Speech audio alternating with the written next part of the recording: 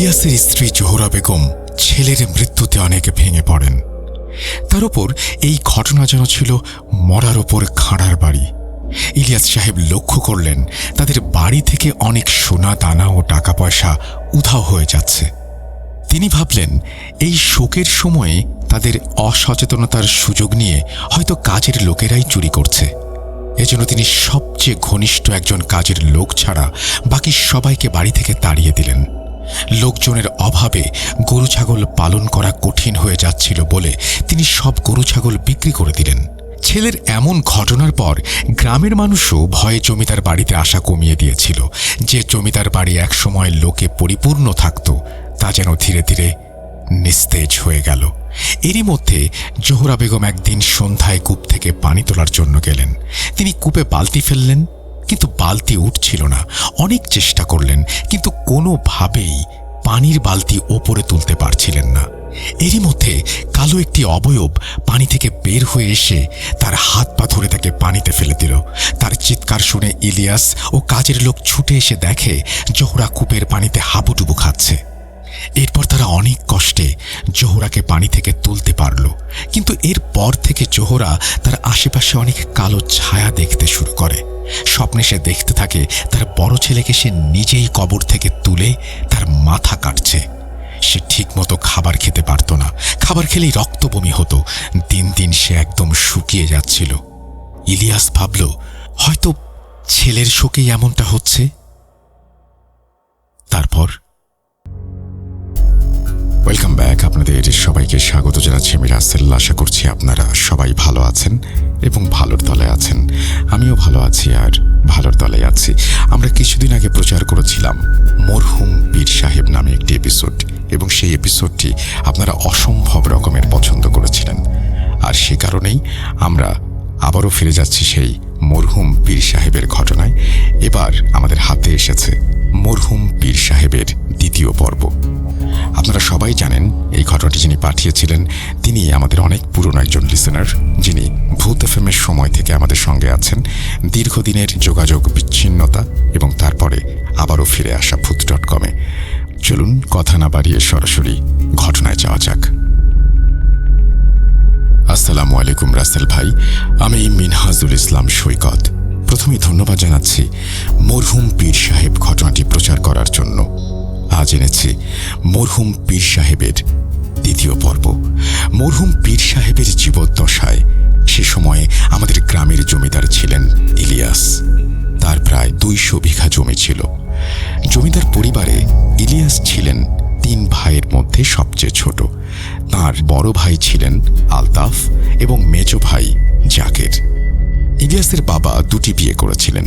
ইলিয়াসের মা ছিলেন ছোট বউ। দ্বিতীয় বিয়ের পর ইলিয়াসের মা ধীরে ধীরে সংসারের সর্বেসর্বা হয়ে ওঠেন। অনেকের ধারণা ইলিয়াসের মা জাদুর মাধ্যমে ইলিয়াসের বাবাকে বশ করে বিয়ে করেছিলেন। কারণ বিয়ের পর হঠাৎ করে ইলিয়াসের বাবার আচরণে এমন পরিবর্তন আসে যা সবাইকে বিস্মিত করে। বড় বউ ছিলেন অত্যন্ত ভালো মানুষ। সতীনের দাপট, সংসারের অশান্তি এবং স্বামীর হঠাৎ পরিবর্তন সহ্য করতে না পেরে তিনি অল্প বয়সেই ইহলোক ত্যাগ করেন।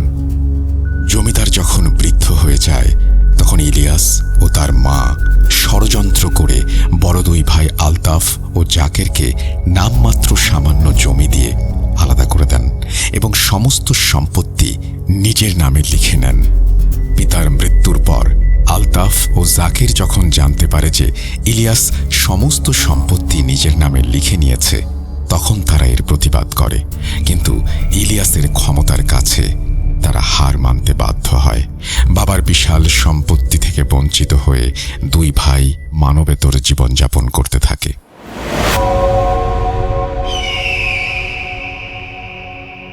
এই ঘটনার কিছুদিন পর ইলিয়াসের বড় ছেলের বিয়ের দিনে তাদের বাড়িতে হঠাৎ একটি কালো কুকুর ঢুকে পড়ে এবং কুকুরটি তাকে কামড়ায়। সে সময় আমাদের এলাকায় একটি কুসংস্কার প্রচলিত ছিল, কামড়ানো কুকুরকে মেরে তার লোম আগুনে পুড়িয়ে যদি ক্ষতস্থানে লাগানো যায় তাহলে জলাতঙ্ক হবে না। একে অব্যর্থ ওষুধ ভেবে বড় ছেলের ওপর সেই চিকিৎসাই প্রয়োগ করা হয়। কিন্তু কয়েকদিনের মধ্যেই তার শরীরে জলাতঙ্কের লক্ষণ স্পষ্ট হয়ে ওঠে এবং শেষ পর্যন্ত অসহ্য যন্ত্রণার মধ্য দিয়ে তার মৃত্যু হয়। বড় ছেলেকে কবর দেওয়ার পর এলাকা জুড়ে হুল্লোড় পড়ে যায়। ইলিয়াস তার এক কাজের লোককে ডেকে জিজ্ঞেস করে, এত চিৎকার চেঁচামেচির কারণ কি? কাজের লোক ফিরে এসে জানায়, কেউ বড় ছেলের লাশ কবর থেকে তুলে মাথা কেটে ফেলেছে, আর মাথাবিহীন লাশটি পুকুরের পানিতে ভাসছে। এই খবর শুনে জমিদার ইলিয়াস দৌড়ে ঘটনাস্থলে পৌঁছান। গিয়ে দেখেন ঘটনা সত্যি, বড় ছেলের কবর খোঁড়া হয়েছে এবং লাশটি সত্যিই পানিতে ভাসছে। তিনি তাড়াহুড়ো করে লোকজন দিয়ে লাশটি পুকুর থেকে তুলে আবার কবর দেন এবং নির্দেশ দেন, যে বা যারা এই কাজ করেছে দ্রুত তাদের খুঁজে বের করতে হবে। ঘটনাটির খবর মরহুম সাহেবের কানে পৌঁছালে তিনিও ঘটনাস্থলে আসেন, কিন্তু জমিদার ইলিয়াস তাকে পছন্দ করতেন না। তার কাছে মরহুম সাহেব ছিলেন একজন ভণ্ড ছাড়া আর কিছুই না। উপরন্তু গ্রামের মানুষের কাছে মরহুম সাহেবের জনপ্রিয়তা ইলিয়াসের সহ্য হতো না। গ্রামের মানুষ যে কোনো বিষয়ে আগে মরহুম সাহেবের কাছে যেত, আবার জমিদার কোনো অন্যায় করলে তিনি তার প্রতিবাদ করতেন। সব মিলিয়ে ইলিয়াস তাকে নিজের শত্রু বলেই মনে করত। এ কারণে মরহুম সাহেব ঘটনাস্থলে পৌঁছালে ইলিয়াস তাকে বলে, মরহুম, এইসব বিষয়ে তোমার নাক গলানোর দরকার নাই। আমার অনেক লোকবল আছে, আজকের মধ্যেই বের করব কে এই ঘটনা ঘটিয়েছে। এই কথা শুনে মরহুম সাহেব মুচকি হাসলেন। চলে যাওয়ার সময় বললেন, জমিদার সাহেব, যদি কখনো আপনার মনে হয় এই আল্লাহর বান্দা আপনার কোনো উপকার করতে পারবে, তাহলে নির্দ্বিধায় আমার কাছে আসবেন। আপনি আমাকে শত্রু ভাবলেও আমি আপনাকে অভিভাবক মনে করি। আসসালামু আলাইকুম। ইলিয়াস তার কথায় কর্ণপাত না করে সবাইকে হুকুম দেন, যে বা যারা এই কাজ করেছে তাদের দ্রুত খুঁজে বের করতে। দিন যায়, রাত আসে। গ্রামের প্রবীণ মকবুল হোসেন রাতে কাজ শেষে বাড়ি ফিরছিলেন। হঠাৎ তিনি অনুভব করেন কেউ যেন তাকে অনুসরণ করছে। পেছনে তাকিয়ে কুপির আলোতে তিনি দেখতে পান মাথাবিহীন একটি লাশ তার পেছন পেছন আসছে এবং রাগান্বিত স্বরে গুমরে গুমরে বলছে, এই মকবুল, কই যাস? ভয়ে মকবুল দৌড়াতে শুরু করে আর লাশটি তার পেছন পেছন দৌড়ে আসে। একসময় মরহুম সাহেবের আস্তানার কাছে পৌঁছালে লাশটি মকবুলকে বলে, কয়দিন তোর মরহুম সাহেব তোকে রক্ষা করবে, আমিও দেখব। ঠিক তখনই মরহুম সাহেব বাইরে বেরিয়ে আসেন। সব কথা শুনে মকবুলকে তাবিজ দেন এবং পানি পড়া দিয়ে বলেন, 40 দিন এই পথে যেও না, বিষয়টা আমি দেখছি। ইলিয়াসের স্ত্রী জহুরা বেগম ছেলের মৃত্যুতে অনেক ভেঙে পড়েন। তার উপরে এই ঘটনা যেন ছিল মরার উপর খাঁড়ার ঘা। ইলিয়াস সাহেব লক্ষ্য করলেন তাদের বাড়ি থেকে অনেক সোনা দানা টাকা পয়সা উধাও হয়ে যাচ্ছে। তিনি ভাবলেন এই শোকের সময়ে তাদের অসচেতনতার সুযোগ নিয়ে হয়তো কাজের লোকেরাই চুরি করছে। এজন্য তিনি সবচেয়ে ঘনিষ্ঠ একজন কাজের লোক ছাড়া বাকি সবাইকে তাড়িয়ে দেন। লোকজনের অভাবে গরু ছাগল পালন করা কঠিন হয়ে যাচ্ছিল বলে তিনি সব গরু ছাগল বিক্রি করে দেন। ছেলের এমন ঘটনার পর গ্রামের মানুষও ভয়ে জমিদার বাড়িতে আসা কমিয়ে দিয়েছিল। যে জমিদার বাড়ি এক সময় লোকে লোকারণ্য থাকত, তা ধীরে ধীরে নিস্তেজ হয়ে গেল। এরই মধ্যে জহুরা বেগম একদিন সন্ধ্যায় কূপ থেকে পানি তোলার জন্য গেলেন। তিনি কূপে বালতি ফেললেন, কিন্তু বালতি উঠছিল না। অনেক চেষ্টা করলেন, কোনোভাবেই পানির বালতি উপরে তুলতে পারছিলেন না। এরই মধ্যে কালো একটি অবয়ব পানি থেকে বের হয়ে এসে হঠাৎ তার পা জড়িয়ে ধরে এবং তাকে পানিতে ফেলে দেয়। তার চিৎকার শুনে ইলিয়াস ও কাজের লোক ছুটে এসে দেখে জোহরা কূপের পানিতে হাবুডুবু খাচ্ছে। এরপর তারা অনেক কষ্টে জোহরাকে পানি থেকে তুলতে সমর্থ হয়। কিন্তু এরপর থেকে জোহরা আশেপাশে অনেক কালো ছায়া দেখতে শুরু করে। স্বপ্নে সে দেখতে থাকে তার বড় ছেলেকে সে নিজেই কবর থেকে তুলে তার মাথা কাটছে। সে ঠিকমতো খাবার খেতে পারত না, খাবার খেলেই রক্ত বমি হতো। দিন দিন সে একদম শুকিয়ে যাচ্ছিল। ইলিয়াস ভাবল হয়তো ছেলের শোকেই এমনটা ঘটছে। ঘটনার দিন ইলিয়াস বিচার সালিশের কাজে বাড়িতে ফিরতে একটু দেরি করে ফেলে। বাড়ি ফিরে সে ঘরে গিয়ে দেখে একই চেহারার দুটি জোহরা, একজন ভয়ে ঘরের এক কোণায় মুখ লুকিয়ে কাঁদছে, আরেকজন তার দিকে তাকিয়ে হাসছে আর বলছে, কিরে, তুই নিজের মরা ছেলের মাথা কেটেছিস কেন? এই বলে ইলিয়াসের দিকে তাকিয়ে থাকে। তোর এত ধন সম্পত্তি, মরার পর কি করবি? আবারও বলে সে। এখানে বলে রাখি, জমিদার ইলিয়াসেরও দুটি ছেলে ছিল। রাগান্বিত জোহরা ঘরের কোণায় কান্নারত জোহরার কাছে গিয়ে চুল ধরে টানতে লাগল। এত জোরে টান দিল যে জোহরার মাথার চুল চামড়া সহ উপড়ে ফেলল। এটা দেখে ইলিয়াস আর নিজেকে সামলাতে পারল না। আল্লাহ আল্লাহ বলে সাহায্য চাইতে লাগলো। পিশাচরূপী জোহরা সেই চুল পুরোটা মুখে দিয়ে গিলে ফেলল। ইলিয়াস মিনতি করতে লাগল, তুমি যেই হও, আমার সব নিয়ে যাও, তবু তুমি জোহরাকে ছেড়ে দাও। পিশাচটি বলল, ইলিয়াস, কি ভেবেছিস তোকে এত সহজে আমি মারব? তোকে আমি শোকে মারব, তারপর রোগে মারব, এরপর তোর দেহ আগুনে জ্বালিয়ে তোকে শেষ করব। এই বলে জোহরাকে নিয়ে পিশাচটি উধাও হয়ে গেল। ইলিয়াস নিরুপায় হয়ে এবার মরহুম পীর সাহেবের শরণাপন্ন হল। সে কাঁদতে কাঁদতে মরহুম পীর সাহেবকে বলল, মরহুম, ওই পিশাচটি আমার বউ জোহরাকে নিয়ে গেছে।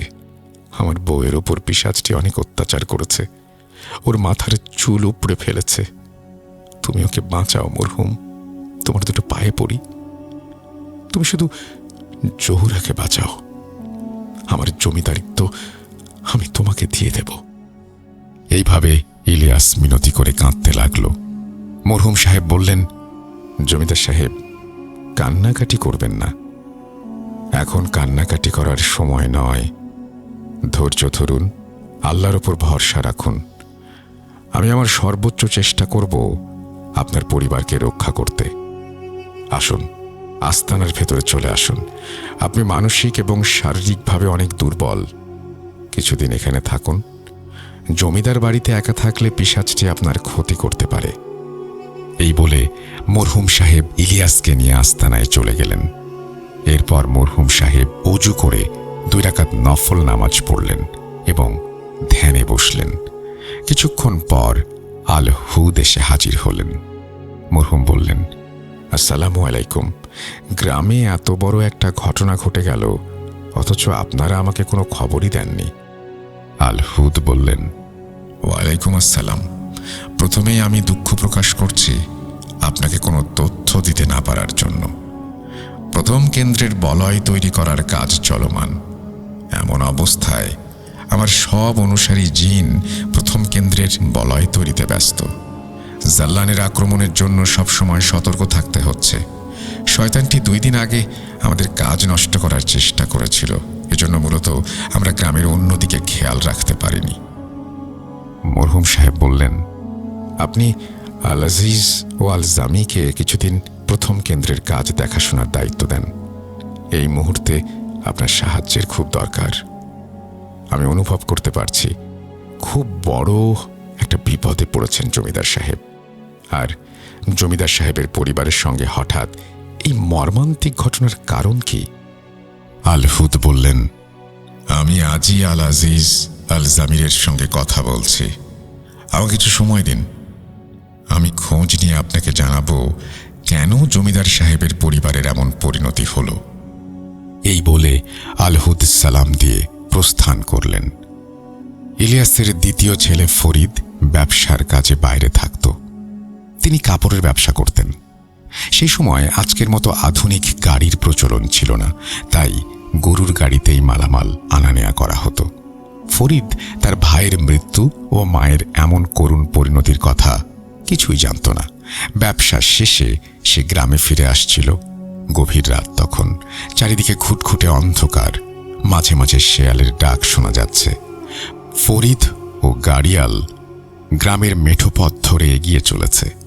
ভোর হতেই সে গ্রামে পৌঁছাতে পারবে। মনে মনে সে খুব খুশি, দীর্ঘদিন পর মায়ের সঙ্গে দেখা হবে। এবারের ব্যবসায় ভালোই লাভ হয়েছে, তাই মায়ের জন্য সে সোনার একটা সীতাহার কিনেছে। মায়ের কথা ভাবতেই তার মন আনন্দে ভরে যাচ্ছিল। হঠাৎ সে দেখতে পেল একটা মহিলা পথ আটকে দাঁড়িয়ে আছে। গাড়িয়াল তাকে জিজ্ঞেস করল, আপনি কে? এত রাতে পথ আটকে দাঁড়িয়ে আছেন কেন? মহিলাটি বলল, আমি পাশের গ্রামে থাকি। আমার বৃদ্ধ মা অসুস্থ, তাকে বাড়িতে রেখে এই গ্রামে আমি কাজের সন্ধানে এসেছিলাম। এখন রাতে বাড়ি ফিরছি। আপনাদের গরুর গাড়ি আসতে দেখে সাহায্যের আশায় দাঁড়িয়েছি। সামনে চরবাকরা, সেখানে নতুন একটা শ্মশান হয়েছে। আমার একা যেতে ভয় লাগছে। একটু যদি সাহায্য করতেন খুব উপকার হতো। ফরিদ তার অসুস্থ মায়ের কথা শুনে আর কোনো দ্বিধা করল না। গাড়িয়ালের নিষেধ সত্ত্বেও সে মহিলাকে গাড়িতে তুলে নিল। মহিলাটি গাড়িতে উঠতেই হঠাৎ কেমন ভ্যাপসা গরম আর অস্বস্তি হতে শুরু করল। এতক্ষণ যে নির্মল বাতাস বইছিল তা হঠাৎ করেই উধাও হয়ে গেল। গাড়ির গতিও যেন ধীর হয়ে গেল। গাড়িয়াল বারবার গরুদের ধমক দিচ্ছিল, হাট হাট হাট। মাঝে মাঝে দু একটা বেতের বাড়িও মারছিল, কিন্তু গরুগুলো দ্রুত চলতে পারছিল না। অনেক কষ্টে গাড়িটি কোনো মতে চরবাকরার সেই শ্মশানে এসে পৌঁছালো। মেয়েটি ফরিদকে বলল, গাড়ি থামান, আমি এখানেই নামব। ফরিদ অবাক হয়ে বলল, এখানে নামবেন কেন? আপনি তো বলেছিলেন জায়গাটা ভুতুড়ে। মেয়েটি আর কিছু না বলে গাড়ি থেকে নেমে পড়ল। ফরিদ লক্ষ্য করল মেয়েটির চোখ দুটো টকটকে লাল। সে তাকে থামাতে গিয়ে তার হাত চেপে ধরতেই অনুভব করল তার হাত দুটো প্রচণ্ড ঠান্ডা, যেন দেহে কোনো প্রাণী নেই। মুহূর্তের মধ্যেই মেয়েটি এক ধাক্কায় ফরিদকে ফেলে দিল এবং শ্মশানের দিকে দৌড়ে চলে গেল। কৌতূহল বশত ফরিদ তার পেছনে গেল। সে দেখল মেয়েটি এক লাফে একটা বিশাল বটগাছের মাথায় উঠে গেল। এই দৃশ্য দেখে ফরিদ ভয়ে কাঁপতে লাগলো। সে দৌড়ে গাড়ির কাছে ফিরে এসে গাড়িয়ালকে চিৎকার করে বলল, দ্রুত গাড়ি চালাও, দ্রুত। কিন্তু গাড়িয়াল কোনো সাড়া দিচ্ছিল না। ফরিদ গাড়ি থেকে নেমে গাড়িয়ালের দিকে এগিয়ে যেতেই ভয়ঙ্কর দৃশ্য দেখতে পেল। গাড়িয়ালের আধ খাওয়া লাশ পড়ে আছে, মাথা থেকে কোমর পর্যন্ত খেয়ে ফেলেছে। লাশ থেকে তখনও ফিনকি দিয়ে রক্ত বের হচ্ছে। এই দৃশ্য দেখে ফরিদের গলা শুকিয়ে গেল, মাথা ঘুরতে লাগলো। মনে হলো এই বুঝি অজ্ঞান হয়ে পড়বে। নিজেকে সামলে নিয়ে সে মনে মনে বলল, এখনই যদি না পালাই তাহলে আমারও একই পরিণতি হবে। সে প্রাণপণে গ্রামের দিকে দৌড়াতে লাগলো। দৌড়াতে দৌড়াতে সে পেছন থেকে শুনতে পেল কে যেন রাগান্বিত কণ্ঠে বলছে, থাম, একবার শুধু পেছনে তাকা। কিন্তু ফরিদ এসব কানে নিল না। সে শুধু দৌড়াতেই থাকলো। কতক্ষণ দৌড়েছে সে নিজেও জানে না। এক সময় দৌড়াতে দৌড়াতে সে পথের ধারে একটা মসজিদ দেখতে পেল। তখন ফজরের ওয়াক্ত, মুয়াজ্জিন ওযু করছিলেন আজান দেওয়ার জন্য। ফরিদ ভয়ে কাঁপতে কাঁপতে ক্ষীণ ও মিনতি ভরা কণ্ঠে বলল, হুজুর, হুজুর, আমাকে বাঁচান। এই কথাটুকু বলেই সে অজ্ঞান হয়ে গেল। তখন মরহুম সাহেব ফরিদকে বললেন, ধৈর্য ধরো ফরিদ, গতরাতে তোমার সঙ্গে যা হয়েছে তা আমি জানি।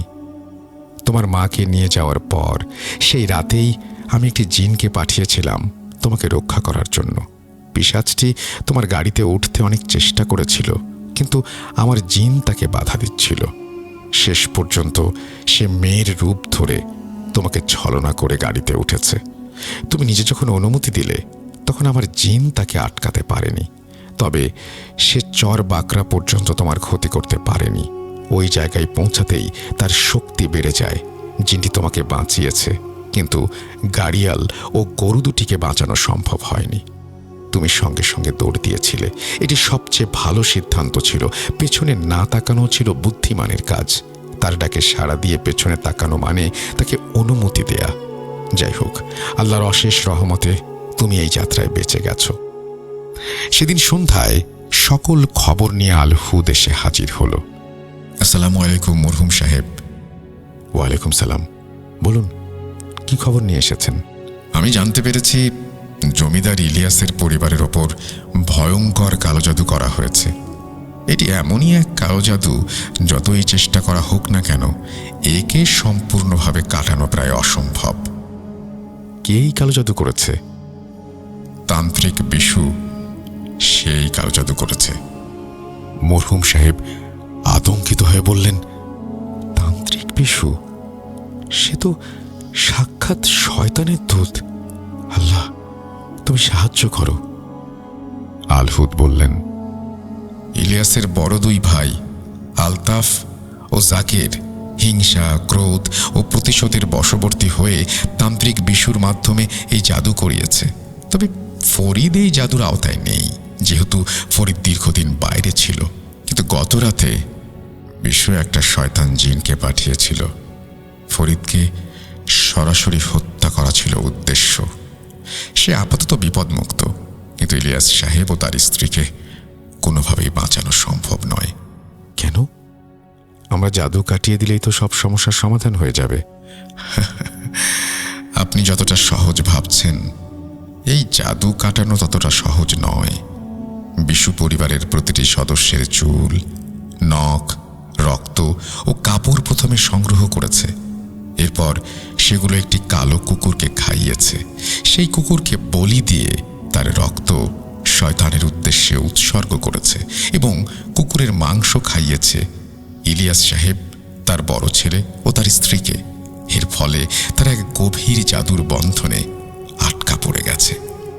এরপর কুকুরটির হাড় গুঁড়ো করে সমুদ্রে ছিটিয়ে দিয়ে অগণিত পিশাচকে আহ্বান জানানো হয়েছে তাদের হত্যার জন্য। তাহলে উপায়? এখন আর কোনো উপায় নেই। আপনি আমি কয়টা পিশাচকে হত্যা করব বলুন? একটি পিশাচ মারা গেলে আরেকটি আসবে। আল্লাহ সর্বশক্তিমান। আল্লাহ চাইলে ইলিয়াস সাহেব দীর্ঘজীবী হবেন। সব সমস্যারই আল্লাহ কোনো না কোনো সমাধান রেখেছেন। ধৈর্য ধরে সেই সমাধান খুঁজে বের করতে হবে। এই কথা বলে তিনি আলহুদকে বিদায় দিলেন এবং ইলিয়াস ও ফরিদকে সবকিছু খুলে বললেন। ইলিয়াস যখন শুনল তার নিজের ভাইয়েরা এই কালো জাদু করেছে, তখন সে রাগে গর্জে উঠল, বলল, ওদের প্রকাশ্যে আমি গলা কেটে হত্যা করব। মরহুম সাহেব শান্ত হতে বললেন, আমাদের উচিত তাদের সাথে আলোচনা করা। সেই অনুযায়ী পরদিন সকালে গ্রামের সালিশ বসানো হলো। আলতাফ ও জাকেরকে ডাকা হলো। তারা সবার সামনে প্রকাশ্যে স্বীকার করল যে তারাই এই কালো জাদু করিয়েছে। ইলিয়াস সাহেব বললেন, তোমরা আমার বড় ভাই হয়েও কিভাবে এই অন্যায় করলে? আলতাফ বলল, কিসের অন্যায়? তোমার মায়ের কারণে আমার মা অল্প বয়সে মারা গেছে। আমার বাবা সারা জীবন মানসিক কষ্ট পেয়েছে। আর তুই আর তোর মা ছলনা করে আমাদের দুই ভাইকে বাবার সম্পত্তি থেকে বঞ্চিত করেছিস। এসব অন্যায় নয়?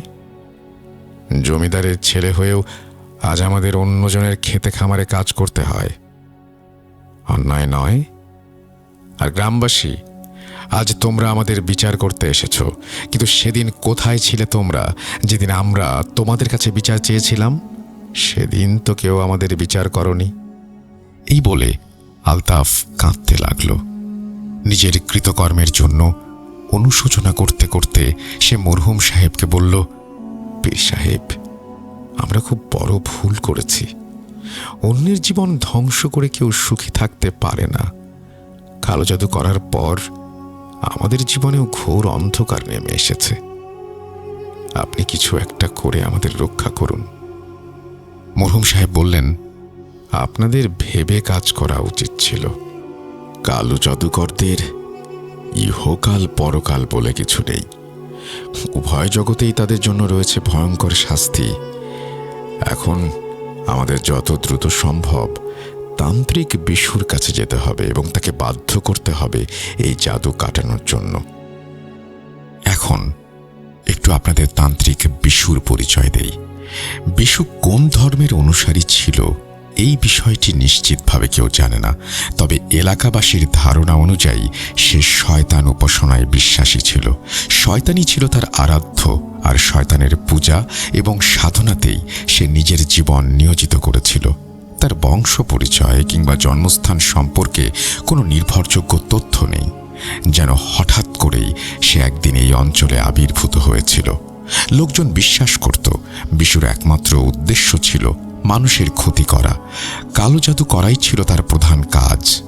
কেউ বলে সে নরবলি দিয়ে শয়তানকে তুষ্ট করত এবং সেই বিনিময়ে অশুভ শক্তি লাভ করত।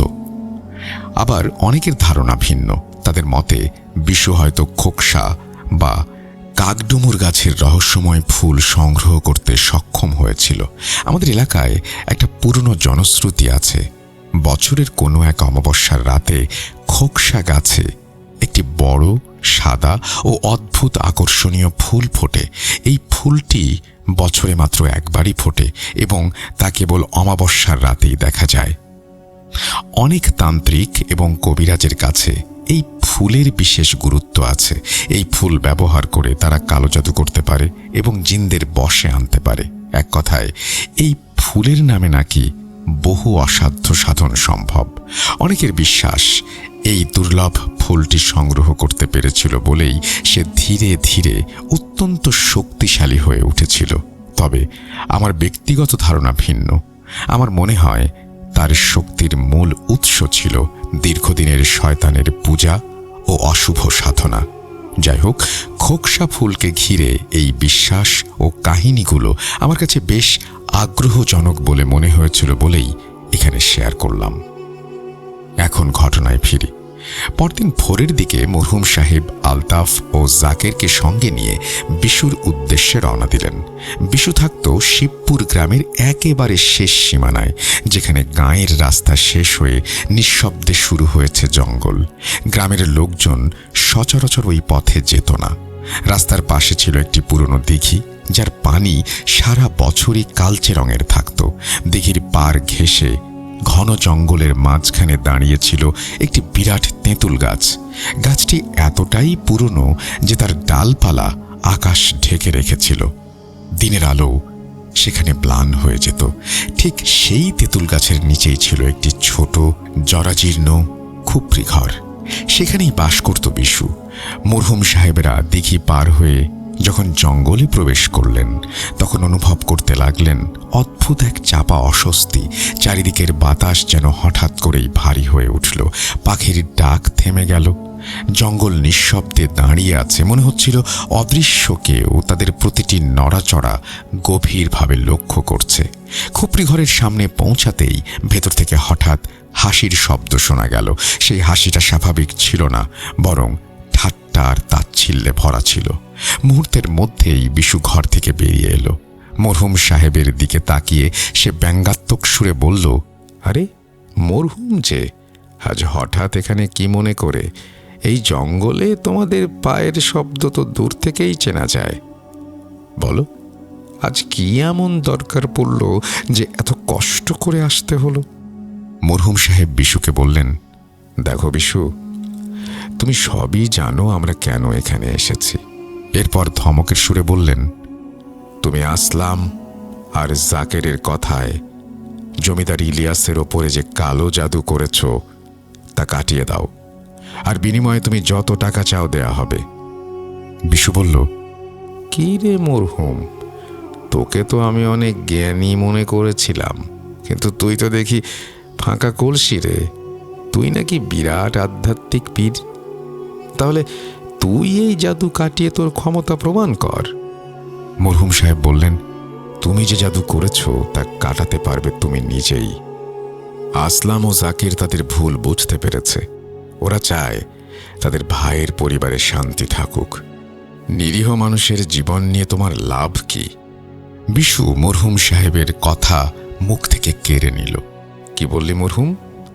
জাদু কাটাতে শুধু আমিই পারবো? তার মানে তুই শয়তানের শক্তির কাছে হার মানছিস? মরহুম রেগে বলল, চুপ কর। আল্লাহ চাইলে তোকে মুহূর্তের মধ্যে ধ্বংস করতে পারেন। তাহলে যা, যত পারিস জাদু কাটিয়ে দেখা। মরহুম সাহেব তার হাতে থাকা লাঠিটি মাটিতে আঘাত করে বললেন, তোর শয়তানি শেষ দেখে আমি ছাড়ব। চল আসলাম, এখানে থেকে আর লাভ নেই। মরহুম সাহেবেরা ফিরতেই যাবেন, তখন পাশে থাকা একটি কূপের ভেতর থেকে কান্না জড়িত গোঙানির আওয়াজ শুনতে পেলেন। মরহুম সাহেব দৌড় দিলেন কূপের কাছে, গিয়ে দেখলেন একটা বিদঘুটে মহিলা, যাকে দেখে মনে হচ্ছিল সারা শরীরে এক ফোঁটা রক্ত নেই, বড় বড় দাঁত কেলিয়ে সে বলছে, জোহরাকে বাঁচাবি না মরহুম? এই বলে কূপের পানির নিচ থেকে জোহরার চুলবিহীন লাশ তুলে ওপরে ছুঁড়ে মারল। জোহরার লাশে অসংখ্য আঘাতের চিহ্ন, চোখও উপরে ফেলা হয়েছে। এটা দেখে আসলাম ও জাকের ভয়ে চুপসে গেল, হাউমাউ করে কাঁদতে লাগলো। আল্লাহ, তুমি বাঁচাও, আমরা কি ভুল করেছি? পিশাচটি মরহুম পীর সাহেবকে বলল, ইলিয়াসকে আমাদের দিয়ে যা, না হলে ওকে শেষ করে দেব এখানেই। মরহুম সাহেব উচ্চ স্বরে কোরআনের আয়াত পাঠ করতে শুরু করলেন। কোরআনের আয়াত শুনে পিশাচটি ছটফট করতে লাগলো। এরপর এক মুঠো মাটি নিয়ে তাতে ফু দিয়ে কূপের পানিতে ফেলে দিলেন এবং দ্রুত কূপের চারপাশে লাঠি দিয়ে আঘাত করে দাগ দিলেন। এসব দেখে বিশু মরহুম সাহেবকে বাধা দেওয়ার জন্য তাকে পেছন থেকে আক্রমণ করতে আসলে আসলাম ও জাকের তাদের সর্বশক্তি দিয়ে বিশুর ওপরে ঝাঁপিয়ে পড়ল। আসলাম ও জাকের মিলে বিশুকে একটি গাছের সাথে বেঁধে ফেলল।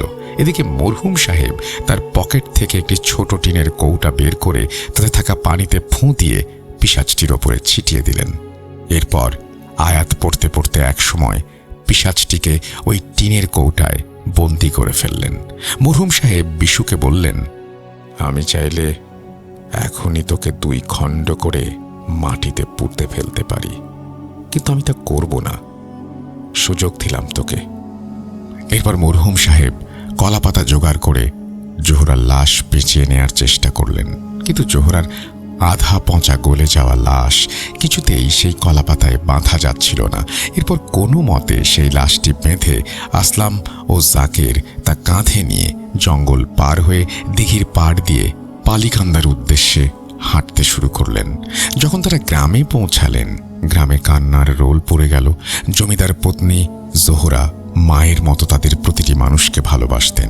সেই মায়ের এমন করুণ মৃত্যু দেখে গ্রামবাসীদের মধ্যে এক গভীর শোকের ছায়া নেমে এলো। মরহুম সাহেব আলহুদকে ডাকলেন। কিভাবে ইলিয়াসকে এই কালো জাদু থেকে মুক্ত করা যায় সেই পরামর্শ চাইলেন। আলহুদ বললেন, একটি উপায় আছে, এটা অনেক দীর্ঘ আর জটিল প্রক্রিয়া, তবে আশা করি জাদু কাটানো যাবে। এজন্য যে কুকুরের মাধ্যমে কালো জাদুটি করা হয়েছে সেই কুকুরের মাংস, হাড় এবং রক্ত পুনরায় উদ্ধার করতে হবে এবং সেগুলো আগুনে পুড়িয়ে ফেলতে হবে। মরহুম সাহেব বললেন, এটা তো অসম্ভব। মাংস তো ইলিয়াস, জোহরা আর তার বড় ছেলেকে খাওয়ানো হয়েছে, আর রক্ত কিভাবে জোগাড় করব? কোথায় কুকুরটিকে জবাই করা হয়েছে কে জানে। শেষে হাড়গুলো তো গুঁড়োও করা হয়েছিল সমুদ্রে ছিটিয়ে দেওয়ার জন্য। এগুলো জোগাড় করা অসম্ভব। আলহুদ বললেন, মরহুম সাহেব, ভাববেন না, এই অসম্ভবকে সম্ভব করতে হলে আমাদের কিছু জিনিস প্রয়োজন। কি জিনিস? প্রথমে আপনাকে দিনাজপুরের তৌরা মসজিদে যেতে হবে। তৌরা মসজিদের পাশে একটা দিঘি আছে। ওই দিঘিতে বিশাল দৈত্যকার এক মাছ আছে। আপনাকে মাছের আঁশ সংগ্রহ করতে হবে। এরপর সেখান থেকে দিনাজপুরের ঘোড়াঘাটে পীর সাহেবের মাজারে যেতে হবে। পীর সাহেবের মাজারে একটি জায়নামাজ আকৃতির পাথর আছে। সেই জায়নামাজে আপনাকে নামাজ পড়তে হবে এবং পীর সাহেবের মাজারের পশ্চিম পাশে অবস্থিত নদী থেকে পানি সংগ্রহ করতে হবে। এরপর আপনাকে আসতে হবে বগুড়ার মস্তানগড়ের শাহ সুলতান বলখির রহমতুল্লাহ আলাইহের বাজারে। সেখানে একটি বড়ই গাছ আছে। সেই গাছ থেকে শুকনো ডাল, পাতা সংগ্রহ করতে হবে। খেয়াল রাখবেন, গাছটি থেকে পাতা ও ডাল ভাঙা যাবে না। যেগুলো পড়ে থাকবে সেগুলোই সংগ্রহ করতে হবে। এগুলো সংগ্রহ করে নিয়ে আসুন। এতদিনে আমি এইদিকে ইলিয়াস সাহেবকে পিশাচের হাত থেকে রক্ষা করব, আর বাকি কাজগুলো করে রাখব, যাতে জিনিসগুলো হাতে পাওয়ার সাথে সাথেই জাদু কাটানোর কাজ করতে পারি। মরহুম সাহেব প্রথমে কাউকে তার সফর সঙ্গী হিসেবে নিতে চাচ্ছিলেন না, কিন্তু ফরিদ বলল, পীর সাহেব, আপনার একার পক্ষে কাজগুলো করা অনেক কষ্টসাধ্য। আপনার একজন সহযোগী অবশ্যই প্রয়োজন। এক্ষেত্রে আমি যেতে চাই আপনার সাথে। যেহেতু আমার বাবার জীবনের কথা, সেহেতু আমি অন্য কাউকে না পাঠিয়ে নিজেই যেতে চাচ্ছি। ইনশাল্লাহ আমরা সফল হবই। মরহুম সাহেব আর না করলেন না। পরদিন সকালে গরুর গাড়ি করে তারা রওনা দিলেন দিনাজপুরের তৌরা মসজিদের উদ্দেশ্যে। এখানে আপনাদের 3টি জায়গা সম্পর্কে একটু বলতে চাই। কথিত আছে দিনাজপুরের তৌরা মসজিদ ও দিঘিটি এক রাতের মধ্যে তৈরি হয়েছে। এই দিঘি থেকে আজ পর্যন্ত কেউ পানি সেচ দিয়ে শুকাতে পারেনি। এই দিঘিতে এক বিশাল মাছ আছে। মাছের পুরো আকৃতি কেউ দেখেনি, তবে তার আঁশ দেখেছে। এক একটা আঁশ একটা হাতির কানের থেকেও দ্বিগুণ হবে।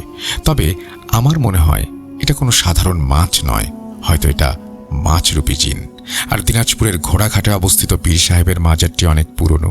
বলা যায় উত্তরবঙ্গে প্রথম যে কয়জন বুজুর্গ ইসলাম প্রচারের জন্য এসেছিলেন তাদের মধ্যে অন্যতম ছিলেন দিনাজপুরের ঘোড়াঘাটের পীর সাহেব। তিনি একটি পাথরের উপরে নামাজ পড়তেন।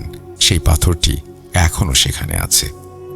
কিছুদিন আগে 2টি ভেঁকো দিয়ে পাথরটি ওঠানোর চেষ্টা করা হয়েছিল জাদুঘরে নিয়ে যাওয়ার জন্য, কিন্তু তারা ব্যর্থ হয়। আমরা সবাই জানি বড়ই গাছ কাঁটা দিয়ে ভরা, কিন্তু আশ্চর্যের বিষয় মহাস্থানগড়ের হজরত শাহ সুলতান বলখি রহমতুল্লাহ আলাইহের মাজারের পাশে যে বড়ই গাছ আছে সেই গাছে কোনো কাঁটা নেই। আমি 3টি জায়গায় গিয়েছি। আপনি চাইলে ইমেইলের মাধ্যমে মসজিদ, পাথর ও বড়ই গাছের ছবি পাঠাতে পারবো। এখন ঘটনায় ফিরে আসি। মরহুম সাহেব ও ফরিদ গরুর গাড়িতে সারাদিন চললেন। সন্ধ্যার কিছু আগে তারা একটি নদীর পাড়ে এসে উপস্থিত হলেন। আর সামান্য দূরত্ব, নদীটি পার হলেই তৌরা মসজিদ। নদীর পাড়ে একটি মসজিদ ছিল, সেখানে তারা মাগরিবের নামাজ আদায় করলেন। এরপর তারা নৌকার জন্য অপেক্ষা করতে লাগলেন। মসজিদের মুসল্লিরা তাদের বললেন রাতে এই নদীপথ বিপজ্জনক হওয়ার কথা, শুধু দিনের বেলাতেই এখানে নৌকা পাওয়া যায়। তারা পরামর্শ দিলেন রাতটি সেই মসজিদেই কাটিয়ে দিতে, কিন্তু তাদের হাতে সময় কম ছিল। দুজনেই নদীর পাড়ে বসে আল্লাহর কাছে সাহায্য চাইছিলেন। এমন সময় হঠাৎ করেই একটি ছোট ডিঙি নৌকা তাদের দিকে এগিয়ে আসতে লাগলো। ফরিদ বলল, যাক, আলহামদুলিল্লাহ, আল্লাহ আমাদের জন্য ব্যবস্থা করে দিয়েছেন। নৌকাটি কাছে আসতেই ফরিদ মাঝিকে বলল, বাবা, আমরা অনেক বিপদে পড়েছি। যদি আমাদের নদীটা পার করে দিতে সাহায্য করতেন তাহলে খুব উপকার হতো। মাঝি লোকটি কেমন অদ্ভুত ছিল। তার ছোট কুপির আলোতে দেখা গেল এই ভ্যাপসা গরমের মাঝেও সে কালো চাদর গায়ে জড়িয়ে আছে। তার মুখ দেখা যাচ্ছিল না। চাদরের আড়াল থেকে কর্কশ গলায় বলল, যাব, কিন্তু পয়সা দ্বিগুণ দিতে হবে। ফরিদ বলল, সমস্যা নেই বাবা, আমরা আপনার চাহিদা অনুযায়ী ভাড়া দেব। মরহুম সাহেব খুশি মনে নৌকায় উঠে পড়লেন। নৌকা চলতে শুরু করলো। দীর্ঘ সময় পার হয়ে গেল, কিন্তু নৌকা তীরে ফিরছে না। নৌকাটা চলছে তো চলছেই। ফরিদ মাঝিকে বললেন, নদীটা তো বেশ ছোট, তাহলে তো দেরি হচ্ছে কেন? মরহুম সাহেব লক্ষ্য করলেন, সত্যিই তো, সন্ধ্যার সময় এপার থেকে ওপারের ঘাট দেখা যাচ্ছিল। এই দূরত্ব পার হতে সর্বোচ্চ 20 মিনিট লাগার কথা, অথচ প্রায় 1 ঘন্টা হয়ে গেল, ঘাট পাওয়া যাচ্ছে না। এই ভাবতে ভাবতেই হঠাৎ প্রবল বেগে তুফান শুরু হলো, সঙ্গে বজ্রপাত। নদীর ঢেউয়ে উত্তাল হয়ে উঠল। এমন ঢেউ উঠল যে নৌকা প্রায় উল্টে যাবার উপক্রম। এমন সময় প্রবল ঝড়ের মধ্য থেকে আওয়াজ এলো, নৌকা ঘুরা। মরহুম সাহেব বুঝে গেলেন এটা কোনো সাধারণ তুফান নয়। তিনি জোরে জোরে দোয়া কালাম পড়তে শুরু করলেন। হঠাৎ মাঝি উঠে মরহুম সাহেবকে পানিতে ধাক্কা দিয়ে ফেলে দিলেন। মরহুম সাহেব পানিতে হাবুডুবু খেতে লাগলেন, আর মাঝি নৌকার উপর দাঁড়িয়ে হাসতে লাগলো। মাঝির মুখ থেকে চাদর সরতেই দেখা গেল সে আর কেউ নয়, তান্ত্রিক বিশু। বিশু বলল, মরহুম, এই মাঝ নদীতেই আজ তোদের ডুবিয়ে মারব। এরপর বিশু ফরিদকে মারার জন্য উদ্যত হল। ফরিদ সুযোগ পেয়ে নৌকার বৈঠা দিয়ে বিশুর মাথায় জোরে আঘাত করল। আঘাত সামলাতে না পেরে বিশু পানিতে পড়ে গেল। ফরিদ নৌকার উপর একা দাঁড়িয়ে, মরহুম সাহেব, মরহুম সাহেব। এক মুহূর্তের জন্য তার মনে হলো মরহুম সাহেব বুঝি পানিতে ডুবে মারা গেছেন। এদিকে তুফান আরো ভয়ঙ্কর হয়ে উঠল। ঢেউ সহ্য করতে না পেরে নৌকাটিও একসময় উল্টে গেল। ফরিদ অসহায়ের মতো চিৎকার করতে লাগলো, আল্লাহ বাঁচাও। সে সাঁতার কেটে ভেসে থাকার চেষ্টা করছিল, কিন্তু শীতল পানির থেকেও শীতল 2টি হাত তার পা ধরে তাকে নিচের দিকে ডোবাতে চেষ্টা করছিল। ফরিদ হাবুডুবু খাচ্ছে। এমন সময় মরহুম সাহেব তাকে ধরে ফেললেন। তিনি ফরিদকে গামছা দিয়ে নিজের পিঠের সঙ্গে বেঁধে নিলেন এবং জোরে ধমক দিয়ে বললেন, কোন শয়তান আছিস, এখন আয়, আমিও দেখে নেব। এরপর তিনি পানির মধ্যেই ফরিদকে পিঠে নিয়ে অনর্গল জিকির করতে লাগলেন। তার জিকিরের ধ্বনির কাছে পরাজিত হলো তীব্র ঝড় আর নদীর উত্তাল ঢেউ। চারিদিক কম্পিত হতে থাকলো জিকিরের আওয়াজ। জিকির করতে করতে মরহুম সাহেব সাঁতরে এগিয়ে চললেন। কোনো শয়তানি শক্তির সাধ্য ছিল না তাকে আটকায়। এই সময় অদৃশ্য থেকে আকুতির সুরে কেউ বলে উঠল, মরহুম সাহেব, দয়া করে নদী পার হবেন না। আমাকে ক্ষমা করুন। আমার অনিচ্ছা সত্ত্বেও আমি আপনাকে হত্যা করতে চেয়েছি। আমার 2 মেয়ে ও 1 ছেলেকে বিশু বন্দী করে রেখেছে। সে বলেছে আপনাকে যেন আটকাই। মরহুম সাহেব বুঝতে পারলেন না এটা ছলনা নাকি সত্য। তিনি সেই আওয়াজকে উদ্দেশ্য করে বললেন, আমি বিশ্বাস করব, আগে তুমি আমাদের নৌকাটি ও মালামাল এনে দাও। চোখের পলকে ডুবে যাওয়া নৌকা এবং সব মালামাল তাদের সামনে এসে হাজির হয়ে গেল। তারা নৌকায় উঠে বসলেন। মরহুম সাহেব দেখলেন অন্ধকারের মধ্যে বিশাল মাথাওয়ালা মানুষ না, জন্তুও না, এমন একটা অবয়ব নৌকার সামনে দাঁড়িয়ে কাঁদছে। এটি বিশুর ছলনা নাকি সত্যি? তিনি ইশারায় অবয়বটিকে কাছে ডাকলেন, কিন্তু সেটি কাছে এলো না, বরং হাসতে লাগলো। এদিকে ফরিদ হঠাৎ মৃগীরোগীর মতন ঝাঁকুনি দিতে শুরু করলো। মরহুম সাহেব বুঝে গেলেন কথার ছলে জিকির বন্ধ করিয়ে অবয়বটি ফরিদের ক্ষতি করছে। তিনি দেরি করলেন না। 2 হাত একত্র করে পানি তুলে দোয়া পড়ে ফরিদকে খাওয়ালেন, গায়ে ছিটিয়ে দিলেন। ফরিদ আবার স্বাভাবিক হয়ে গেল। মরহুম ফরিদকে বললেন, তুমি নৌকায় দাঁড়াও, আমি এদিকটা দেখছি। এই বলে তিনি আবার জিকির শুরু করলেন। এরপর আর কোনো শয়তানের সাহস হলো না তাদের যাত্রাপথে বাধা দেয়। অবশেষে দুজনেই নদী পার হলেন। নদী পার হয়ে 2 কিলোমিটার পথ হেঁটে অবশেষে তারা দুজন তৌরা মসজিদে এসে পৌঁছালেন। দীর্ঘ পথের ক্লান্তি, শরীরে অবসাদ, সেখানেই রাত কাটালেন। ভোরে উঠে তার আশপাশ দেখার উদ্দেশ্যে বের হলেন। মসজিদের পাশেই ছিল একটা বিশাল দিঘি। দিঘিটির প্রায় পুরো অংশ কচুরিপানা ও নানা ধরনের আগাছায় ঢাকা। পানার স্তর এতটাই ঘন যে ওপরে পা রাখলে নিচে পানির অস্তিত্বই বোঝা যায় না। হেঁটে গেলেও ডুবে যাওয়ার আশঙ্কা নেই। তারা মসজিদের মুয়াজ্জিনের সঙ্গে কথা বললেন এবং শুরু থেকে শেষ পর্যন্ত সব ঘটনা খুলে বললেন। সব শুনে মুয়াজ্জিন কিছুক্ষণ চুপ করে রইলেন। তারপর বললেন, কাজটা অত্যন্ত বিপজ্জনক, তবে যেহেতু বিষয়টি একটি মানুষের জীবনের সঙ্গে জড়িত, না, আপত্তি করব না। সতর্ক হয়ে চেষ্টা করার অনুমতি দিলেন। মরহুম সাহেব ফরিদকে 1 বস্তা আটা, 5টি মুরগি, একটি বড় ধারালো ছুরি এবং একটি লোহার ধারালো ফলা কিনে আনতে বললেন। ফরিদ সব জিনিস নিয়ে ফিরে এলে মরহুম সাহেব মুরগি জবাই করে তার রক্ত আটার সঙ্গে ভালোভাবে মিশিয়ে নিলেন। এরপর পুকুরের এক পাশ দেখিয়ে ফরিদকে বললেন ওই অংশের আগাছা পরিষ্কার করতে। ফরিদ নির্দেশ মতো আগাছা সরিয়ে পানির একটি খোলা জায়গা তৈরি করল। কাজ শেষ হলে মরহুম সাহেব রক্তমাখা আটার ছোট ছোট অংশ হাতে নিয়ে ফুঁ দিয়ে পানিতে ফেলতে লাগলেন। কিছু সময় পর লক্ষ্য করলেন পানির উপরে হালকা ঢেউ উঠছে, তারপর ধীরে ধীরে বুদবুদ। এই পরিবর্তন দেখে মরহুম সাহেব নিশ্চিত হলেন মাছরূপী জিনটি টোপ গিলেছে। তিনি লোহার ফলাটি হাতে নিয়ে অপেক্ষা করতে লাগলেন। ফরিদকে শান্তভাবে বললেন সুযোগ পেলেই তিনি ফলাটি আঁশে বসাবেন, আর সঙ্গে সঙ্গে ফরিদ যেন ছুরি দিয়ে আঁশ কেটে নেয়। একসময় কালচে খোলা পানির নিচে বড় একটা ছায়া ভেসে উঠল। মুহূর্তের মধ্যেই মরহুম সাহেব ফলাটি সজোরে বসিয়ে দিলেন। ফরিদও এক কোপে আঁশ আলাদা করে নিল। কাজ শেষ হলে তার আর দেরি করলেন না। সংগৃহীত আঁশ সঙ্গে নিয়ে দ্রুত ঘোড়াঘাটের উদ্দেশ্যে রওনা দিলেন। চলছেন মরহুম সাহেব ও ফরিদ, তাদের পিছু নিয়েছেন দবির। এখন বলতে পারেন এই দবির আবার কে? ঘটনা তো অনেক বাকি, আসুন ধীরে ধীরে জেনে নেওয়া যাক দবিরকে। তৌরা মসজিদ থেকে ঘোড়াঘাট খুব বেশি দূরে নয়, কিন্তু গ্রামের রাস্তা, অচেনা পথ। তারা এক স্থানীয় ব্যক্তিকে জিজ্ঞেস করল পীর সাহেবের মাজারে যেতে কোন পথে যেতে হবে। লোকটি তাদের পথ দেখিয়ে দিল। লোকটির কথা মতো পথ ধরে কিছু দূর গিয়ে দেখল এ কি, এ তো শ্মশান ঘাট, এখানে তো কোনো মাজার নেই। এরপর আরেকজন লোককে জিজ্ঞেস করল পীর সাহেবের মাজার কোন দিকে। তিনি বললেন আপনারা ভুল জায়গায় চলে এসেছেন। মরহুম সাহেব তাকে জানালেন যে এক লোক তাদের এই পথ দেখিয়ে দিয়েছে। সঙ্গে অনুরোধ করলেন যদি দয়া করে তাদের মাজার পর্যন্ত পথ দেখিয়ে দেন খুবই উপকৃত হবেন। তিনি বললেন ঠিক আছে, চলুন। লোকটি শ্মশানের পাশ দিয়ে একটা শর্টকাট রাস্তা ধরলেন। তখন মরহুম সাহেব লক্ষ্য করলেন শ্মশানের ভেতরে বড় কড়ই গাছের আড়াল থেকে আগুনের মতো জলজল করা দুটো চোখ তাদের দিকে তাকিয়ে আছে। এদিকে পাত্তা না দিয়ে তিনি লোকটিকে অনুসরণ করে পীর সাহেবের মাজারে এসে পৌঁছালেন। সেখানে তিনি একটি জায়নামাজের আকৃতির পাথর দেখতে পেলেন। সেই পাথরের ওপর জোহরের নামাজ আদায় করলেন। এরপর তিনি ও ফরিদ মাজার জিয়ারত করলেন। এরপর গেলেন মাজারের পশ্চিম পাশের নদীতে পানি সংগ্রহ করতে। একটি কাঁচের বোতলে মরহুম সাহেব পানি নিলেন।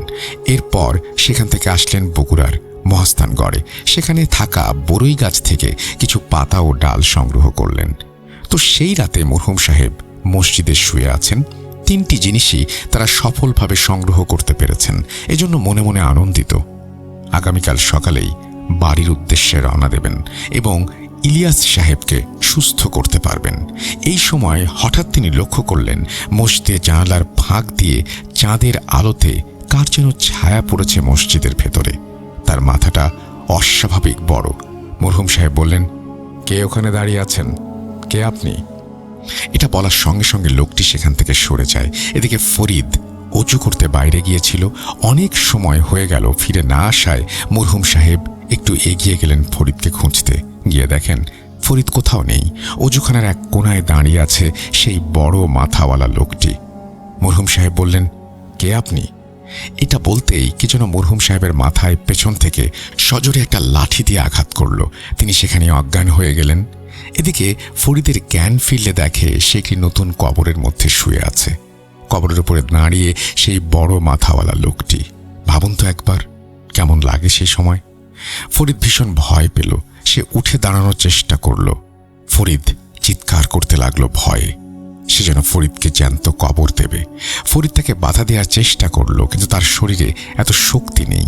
ফরিদ এইবার আঘাত সহ্য করতে না পেরে খুব জোরে জোরে চিৎকার ও কান্না করতে লাগলো। ততক্ষণে মরহুম সাহেবের জ্ঞান ফিরে এসেছে। মরহুম সাহেবের মাথা দিয়ে রক্ত ঝরছে। তিনি দেখলেন কয়েকজন লোক লাঠি নিয়ে হন্তদন্ত হয়ে বের হয়ে গেল। এই দেখে মরহুম সাহেব তার পাশে থাকা লোককে জিজ্ঞেস করলেন, কি হয়েছে? লাঠি নিয়ে তারা কোথায় যাচ্ছে?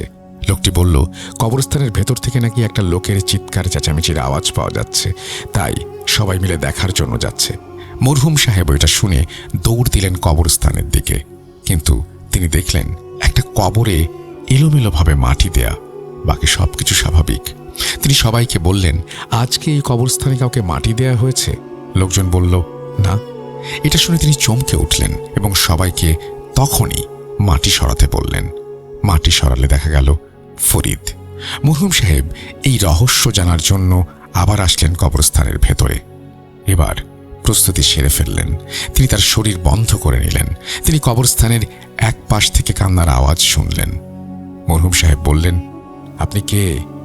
এখানে বসে কাঁদছেন কেন? একটা লোককে দেখতে পেয়েছিলেন তিনি। লোকটি বলল, তোদের কপাল এতই ভালো, তোরা মরিস না। মরহুম সাহেব বললেন, আপনার নাম কি? আমার নাম দবির, আমি বিশুর দাস। কথা বলতে বলতে মরহুম সাহেবের গায়ে হাত দিতেই মরহুম সাহেব একটা ঘোরের মধ্যে চলে গেলেন। তিনি দেখলেন একটা মাটির ঘরের তাক বা শেলফে চিত হয়ে তিনি শুয়ে আছেন। তার হাতে বই। দুটো বানর এসে তাকে বলছে, বইটা দে। তিনি বই দিতে চান না। তিনি বানরগুলোকে বলেন, দেব না। তিনি বানর দুটিকে মারার জন্য একটা সরু গাছের ডাল তাদের দিকে নিক্ষেপ করেন, আর তখনই দবিরের হাতটি তার গা থেকে সরে যায়। আসুন আপনাদের একটু বুঝিয়ে বলি এই ঘোরের কারণ। মরহুম সাহেবের হাতে থাকা বইটি ছিল সারা জীবনে প্রাপ্ত জ্ঞান, আর বানর দুটো ছিল দবিরের রূপ। তিনি দবিরকে বললেন, তুমি কেমন জিন হে? তোমার মতো এমন তুখোর জ্ঞানী জিন তো আমি দ্বিতীয়টি দেখিনি। তুমি কেন বিশুর দাসত্ব করছো? দাসত্ব বললে ভুল হবে, আসলে আমিও মানব জাতিকে ঘৃণা করি। মরহুম সাহেব তার কথা শুনে থ হয়ে গেলেন। দবিরকে বন্দি করার জন্য তিনি আর কোনো পদক্ষেপ নিলেন না। আসলে মরহুম সাহেবও তার শক্তি সম্পর্কে ধারণা পেয়েছেন। তিনি ভাবলেন, শয়তানকে বন্দি করার জন্য এটা সঠিক সময় নয়। দবির বলল, আমাকে বন্দি করার চেষ্টা করো না। তিনি বললেন, আবার দেখা হবে। পরদিন সকালে মরহুম সাহেব অসুস্থ ফরিদকে সঙ্গে নিয়ে পালিকান্দার পথে রওনা দিলেন। ফরিদের শরীর তখন ভীষণ দুর্বল। চোখ মুখে অজানা আতঙ্কের ছাপ। দুপুর গড়াতেই তারা পালিকান্দায় পৌঁছালো। সেখানে পা রেখেই মরহুম সাহেব আল হুদকে বললেন, আর দেরি নয়, আজই জাদু কাটানোর ব্যবস্থা করতে হবে। খোলা প্রান্তরে বড় করে আগুন জ্বালানো হলো। আগুনের শিখা যেন বাতাসে অদ্ভুত শব্দ তুলে নাচতে লাগলো। সেই আগুনে বড়ই গাছের পাতা ও ডাল হালকা করে পোড়ানো হলো। পোড়া পাতা ও ডালের ছাই সংগ্রহ করে বোতলে রাখা নদীর পানির সঙ্গে ভালোভাবে মেশানো হলো। সেই পানি ইলিয়াস সাহেবকে খাওয়ানো মাত্রই তার শরীর কেঁপে উঠল। মুহূর্তের মধ্যেই তিনি অসহ্য যন্ত্রণায় রক্ত বমি শুরু করলেন। বমির সঙ্গে তার দেহ থেকে একদলা কালো মাংস বেরিয়ে এলো। দীর্ঘদিনের অভিশাপ যেন বেরিয়ে আসলো বাইরে। এরপর সেই মাংসের গন্ধ শুঁকে এক জিন বেরিয়ে এলো বিশুর সেই স্থানে। সেখানে কুকুরটিকে জবাই করা হয়েছিল। কুকুরের রক্ত মাখানো মাটি সংগ্রহ করে আনা হলো তারপর, এবং জিন গেল সেই জায়গায় যেখানে কুকুরের অবশিষ্ট হাড় পুঁতে রাখা হয়েছিল। ইলিয়াস সাহেবের দেহ থেকে কুকুরের মাংস বের হওয়ার সঙ্গে সঙ্গেই ইবলিসের সঙ্গে তার জাদুর বন্ধন ছিন্ন হয়ে গেল। বিষয়টি ছিল ভীষণ জটিল। সমুদ্রে নিক্ষিপ্ত হাড়ের জাদু কাটাতে হলে এর সাথে আবদ্ধ পিশাচটিকে বিভ্রান্ত করতে হবে। সেই উদ্দেশ্যে কুকুরের মাংস, হাড় ও রক্ত মাখানো মাটি মাছের আঁশের ওপর রেখে আগুনে পোড়াতে হবে। সেই ছাই একটি মিশমিশে কালো পাঁঠাকে খাওয়াতে হবে। এরপর পাঁঠাটিকে সাদা কাপড়ে মুড়ে মানুষের মতো কবর খুঁড়ে মাটি চাপা দিতে হবে। এই প্রতীকী মৃত্যুর মাধ্যমে পিশাচদের বোঝানো হলো ইলিয়াস সাহেব স্বাভাবিকভাবেই মারা গেছেন। যেহেতু ইলিয়াস সাহেব মারা গেছেন, এজন্য পিশাচ আর তাকে হত্যা করার জন্য আসবে না। কিন্তু পালিকান্দার ইলিয়াস সাহেব সেদিন কালো জাদুর হাত থেকে রক্ষা পেলেও পালিকান্দার বাতাসে তখনও অদ্ভুত এক ভারী নীরবতা রয়ে গেল। যেন অদৃশ্য কোনো চোখ সবকিছু দেখছিল। তার মনে ছিল প্রতিশোধের আগুন। কয়েকদিন যেতেই সবাই খবর পেল বিশুর পচে যাওয়া, গলে যাওয়া লাশ নদী থেকে উদ্ধার করা হয়েছে। আসলে সেদিন ফরিদের দেয়া বৈঠার আঘাতে বিশুর মৃত্যু হয়েছিল। বিশুর মৃত্যুর প্রতিশোধ নিতে ধূর্ত দবির আসছে। প্রিয় শ্রোতা বন্ধুরা, এই ছিল আজকের ঘটনা। অতি শীঘ্রই আপনাদের জন্য দবির ও মরহুম সাহেবের ঘটনা নিয়ে হাজির হব। আমার জন্য সবাই দোয়া করবেন। আল্লাহ হাফিজ। মিনহাজুল ইসলাম সৈকত, বগুড়া, পালিকান্দা থেকে লিখেছেন। থ্যাংক ইউ ভেরি মাচ আপনার ঘটনার জন্য। আপনি আগেও চমৎকার একটা ঘটনা পাঠিয়েছেন, এবারও পাঠালেন। আপনাকে অসংখ্য ধন্যবাদ। এভাবেই ঘটনা পাঠাবেন আশা করি। আর আজকের এই ঘটনা যদি আপনাদের ভালো লাগে তাহলে অবশ্যই শেয়ার করুন আপনার কাছের মানুষের সঙ্গে, বন্ধুদের সঙ্গে। আমরা চলে যাব আমাদের পরবর্তী ঘটনায়।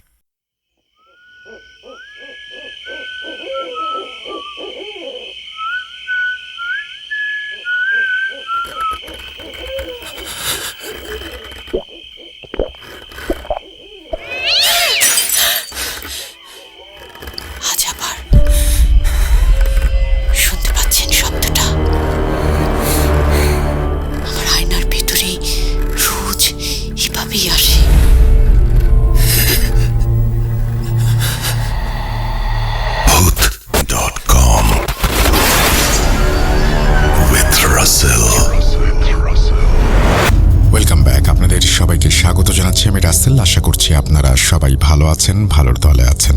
আমিও ভালো আছি আর ভালোর দলে আছি। নতুন একটা ঘটনায় যাব, যেভাবে লেখা আছে আমি সেভাবেই পড়ে শোনাচ্ছি। আসসালামু আলাইকুম রাসেল ভাইয়া, আমি হিমেল।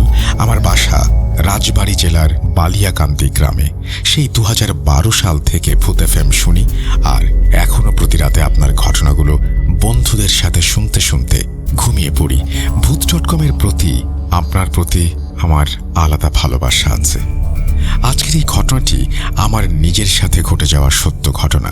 আমি পড়াশোনার সুবাদে ঢাকায় থাকি। আমি ইউনাইটেড ইন্টারন্যাশনাল ইউনিভার্সিটির CSE বিভাগের একজন ছাত্র। অনেক দিন ধরেই ভাবছি আমার ঘটনাগুলো শেয়ার করব, কিন্তু হয়ে উঠছিল না। আজ 4 দিন বন্ধ, তাই লিখতে বসলাম। সরাসরি ঘটনায় চলে যাচ্ছি। ঘটনা মূলত এই ঢাকায় যে বাসায় আমি আমার বন্ধুদের সাথে থাকি সেই বাসা নিয়ে। এই বাসাটা উত্তর বাড্ডার সাঁতারকুলে। বাসাটি 10 তলা এবং আমাদের সবার ওপরের তলায়, অর্থাৎ 10 তলায় একটা ফ্ল্যাট দেয়া হয়। তো আমরা বাসায় যখন উঠি তখন থেকে কোনো সমস্যা প্রথমে চোখে পড়েনি, বা আমরা বুঝতে পারিনি। নর্মালি আমরা থাকা শুরু করি। আমাদের বাসা অনেক সুন্দর, ব্যালকনির পাশে 3টা রুম, ড্রয়িং রুমের সাথে একটা কিচেন রুম, আর ওপরে ছাদ আছে নর্মালি। তো প্রথম আমরা বন্ধুরা অনেক রাত পর্যন্ত ছাদে আড্ডা দিতাম। অনেক রাতে পড়া শেষ হতো, তাই ছাদে গিয়ে সবাই বাতাসে বসে গান গাইতাম, গল্প করতাম। ছাদ সারাদিন সারা রাতি খোলা থাকতো। এভাবে কিছুদিন যায়। একবার বাসার সব বন্ধুরা তাদের বাড়িতে বেড়াতে যায়। 6 জন থাকি আমরা, তার মধ্যে আমি আর বন্ধু সৈকত বাসায় থেকে যাই, বাকিরা চলে যায়। আমাদের বাসায় যে রুমটার সাথে ব্যালকনি, সেই রুমে আমি আর আমার বন্ধু বসে ক্লাসের অ্যাসাইনমেন্ট করতে থাকি। রাত বেজে যায় 1টা। সৈকত বলে ওর নাকি অনেক ঘুম পাচ্ছে, তাই ও চলে যাবে ওর রুমে। আমি সেদিন কিছুতেই ঘুমোতে পারছিলাম না, ঘুম আসছিল না। আমার বরাবরই ভয় কম। অ্যাসাইনমেন্ট শেষ করে যেহেতু ঘুম আসছিল না, তাই আমি ভাবি ছাদে গিয়ে বসি। কিন্তু দেখি সৈকত ঘুমাচ্ছে, তাই ওকে আর ডাকি না। আমি একা একা কানে ইয়ারফোন লাগিয়ে গান চালিয়ে দিয়ে ছাদে চলে আসি। আকাশে তখন বড় চাঁদটা দেখা যাচ্ছিল, হালকা পূর্ণিমা। বুঝলাম খুব ভালো লাগছে আমার। কেন যেন একা আছি মনেই হচ্ছিল না। ছাদে থাকার প্রায় 30 মিনিট পর আমার খুব ঠান্ডা লাগতে শুরু করে।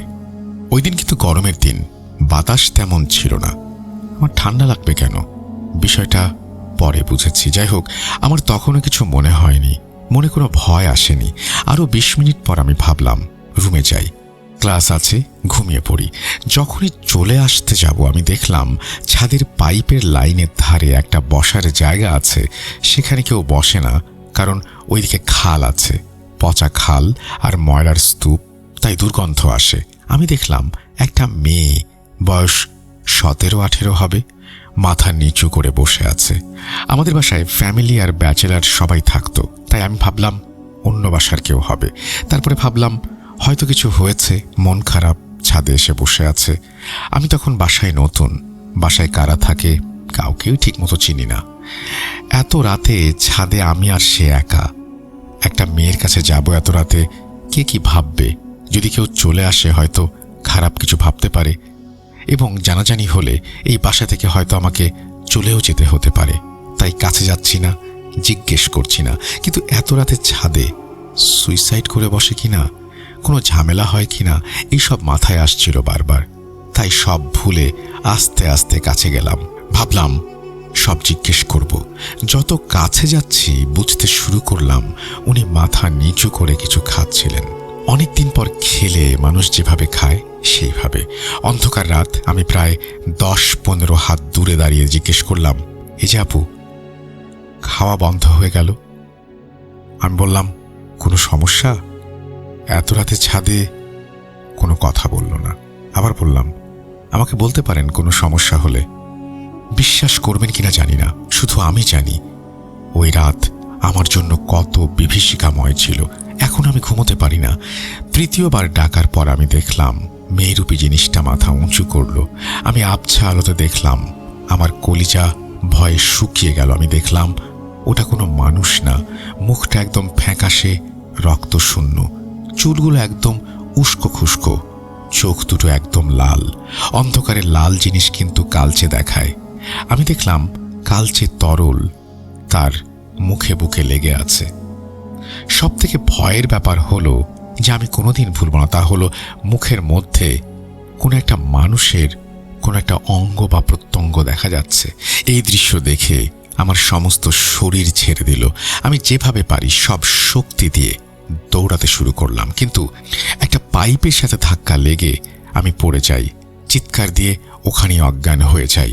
যখন আমার হুঁশ ফিরল, আমি দেখলাম আমি আমার রুমে। সকাল হয়েছে। আমার পাশে আমার বন্ধু সৈকত, বাসার ম্যানেজার মকবুল মামা আর কেয়ারটেকার নানা। কেয়ারটেকার নানার কাছে শুনলাম উনি সকালে ছাদে এসে নাকি দেখে আমি পড়ে আছি। তারপর ম্যানেজার মামাকে নিয়ে আমাকে ধরে রুমে নিয়ে আসে। আমাকে জিজ্ঞাসা করলো কি হয়েছিল, আমি ছাদে কিভাবে আসলাম, তখন থেকে সবকিছু বললাম। আমাকে বলল, তুমি আর ছাদে যাবে না। রাগারাগি করলো অনেক। আমি কেন এত রাতে ছাদে গেলাম। তারপর বিকেলে মসজিদের ইমাম সাহেবকে এনে আমাকে দেখালো। 3 দিন জ্বর ছিল আমার, বারবার ওই জিনিস দেখতাম, চোখে ভেসে উঠত।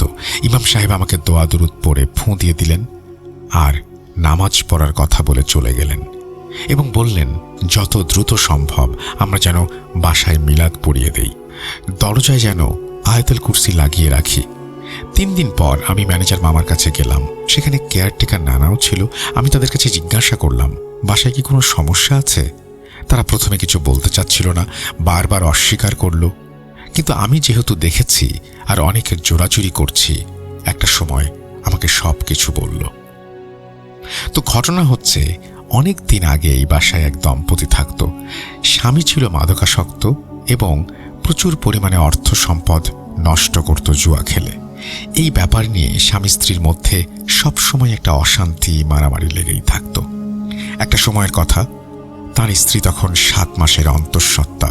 তার স্বামী একদিন রাতে বাসায় ফিরে নেশার টাকার জন্য স্ত্রীকে গালাগালি করতে থাকে, কিন্তু তার স্ত্রী টাকা দিতে রাজি হয় না। একটা সময় সে তার অন্তঃসত্ত্বা স্ত্রীকেই বেধড়ক পেটাতে শুরু করে। স্ত্রী জমানো সব টাকা নিয়ে বাসার বাইরে চলে যায়। ওই রাতে তার স্ত্রী সহ্য করতে না পেরে ছাদের পাইপ লাইনের ওই জায়গায় গলায় দড়ি পেঁচিয়ে আত্মহত্যা করে। পরদিন পুলিশ আসে, কিন্তু বিষয়টা আস্তে আস্তে ধামাচাপা পড়ে যায়। তার স্বামী অবিশ্বাস্যভাবে তার কয়েকদিন পর রোড অ্যাক্সিডেন্টে মারা যায়। এসব শুনতে শুনতে কখন বুঝলাম চোখের পাশে পানি চলে এসেছে। এর অনেক দিন পর আর দেরি না করে আমরা বন্ধুরা মিলে ছাদে আর বাসায় হুজুরকে এনে মিলাদ এবং তওবা দোয়া দুরুদ পড়িয়ে দেই। আজ 1.5 বছর হয়েছে এই বাসায় আছি। মাঝে মধ্যে সেদিনের সেই ঘটনা মনে পড়লে এখনো শিউরে উঠি। এরপর থেকে আর কখনো কোনোদিন কিচ্ছু হয়নি, কারো সাথেই না। বাসার ছাদ এরপরে 8টা পর্যন্ত খোলা থাকতো, তারপর বন্ধ। আমি কোনোদিন এই ঘটনা ভুলতে পারবো না। এটাই তিনি আমাদের লিখে পাঠিয়েছেন এবং এই ঘটনাটি তিনি লিখে পাঠিয়েছেন। ফোন নাম্বারটা গোপন রাখতে বলেছেন এবং একটা অংশ আছে এখানে, যেই অংশটা তিনি পড়তে নিষেধ করেছেন। আমি সেই অংশটা পড়ছি না। আশা করছি এই ঘটনাটি আপনাদের ভালো লেগেছে। আমরা চলে যাব আমাদের পরবর্তী ঘটনায়।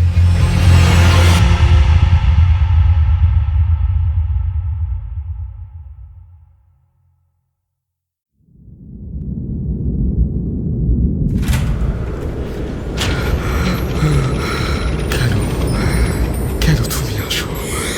আমি শুধু তোমার সাথেই থাকতে চাই। কিভাবে সম্ভব? মৃতদের এই পৃথিবীতে থাকতে নেই। তুমি তুমি চলে যাও, চলে যাও, প্লিজ চলে যাও। সবটাই কি ইলুশন, নাকি অন্য জগতের কেউ কখনো হাজির হয়ে যায় চোখের পলকে? ভূত.com উইথ রাসেল। Welcome back. আপনাদের সবাইকে স্বাগত জানাচ্ছি। আমি রাসেল। আশা করছি আপনারা সবাই ভালো আছেন, ভালোর দলে আছেন। আমিও ভালো আছি আর ভালোর দলে আছি। নতুন একটা ঘটনায় যাব এবং লম্বা ইমেইলের পরে আমি একটা ছোট ইমেল শুনেছি। এবার যাব একটা অডিও ক্লিপে। আশা করছি প্রথম থেকে শেষ পর্যন্ত শুনবেন এবং ভালো লাগবে আপনাদের। চলুন কথা না বাড়িয়ে শুরু করা যাক।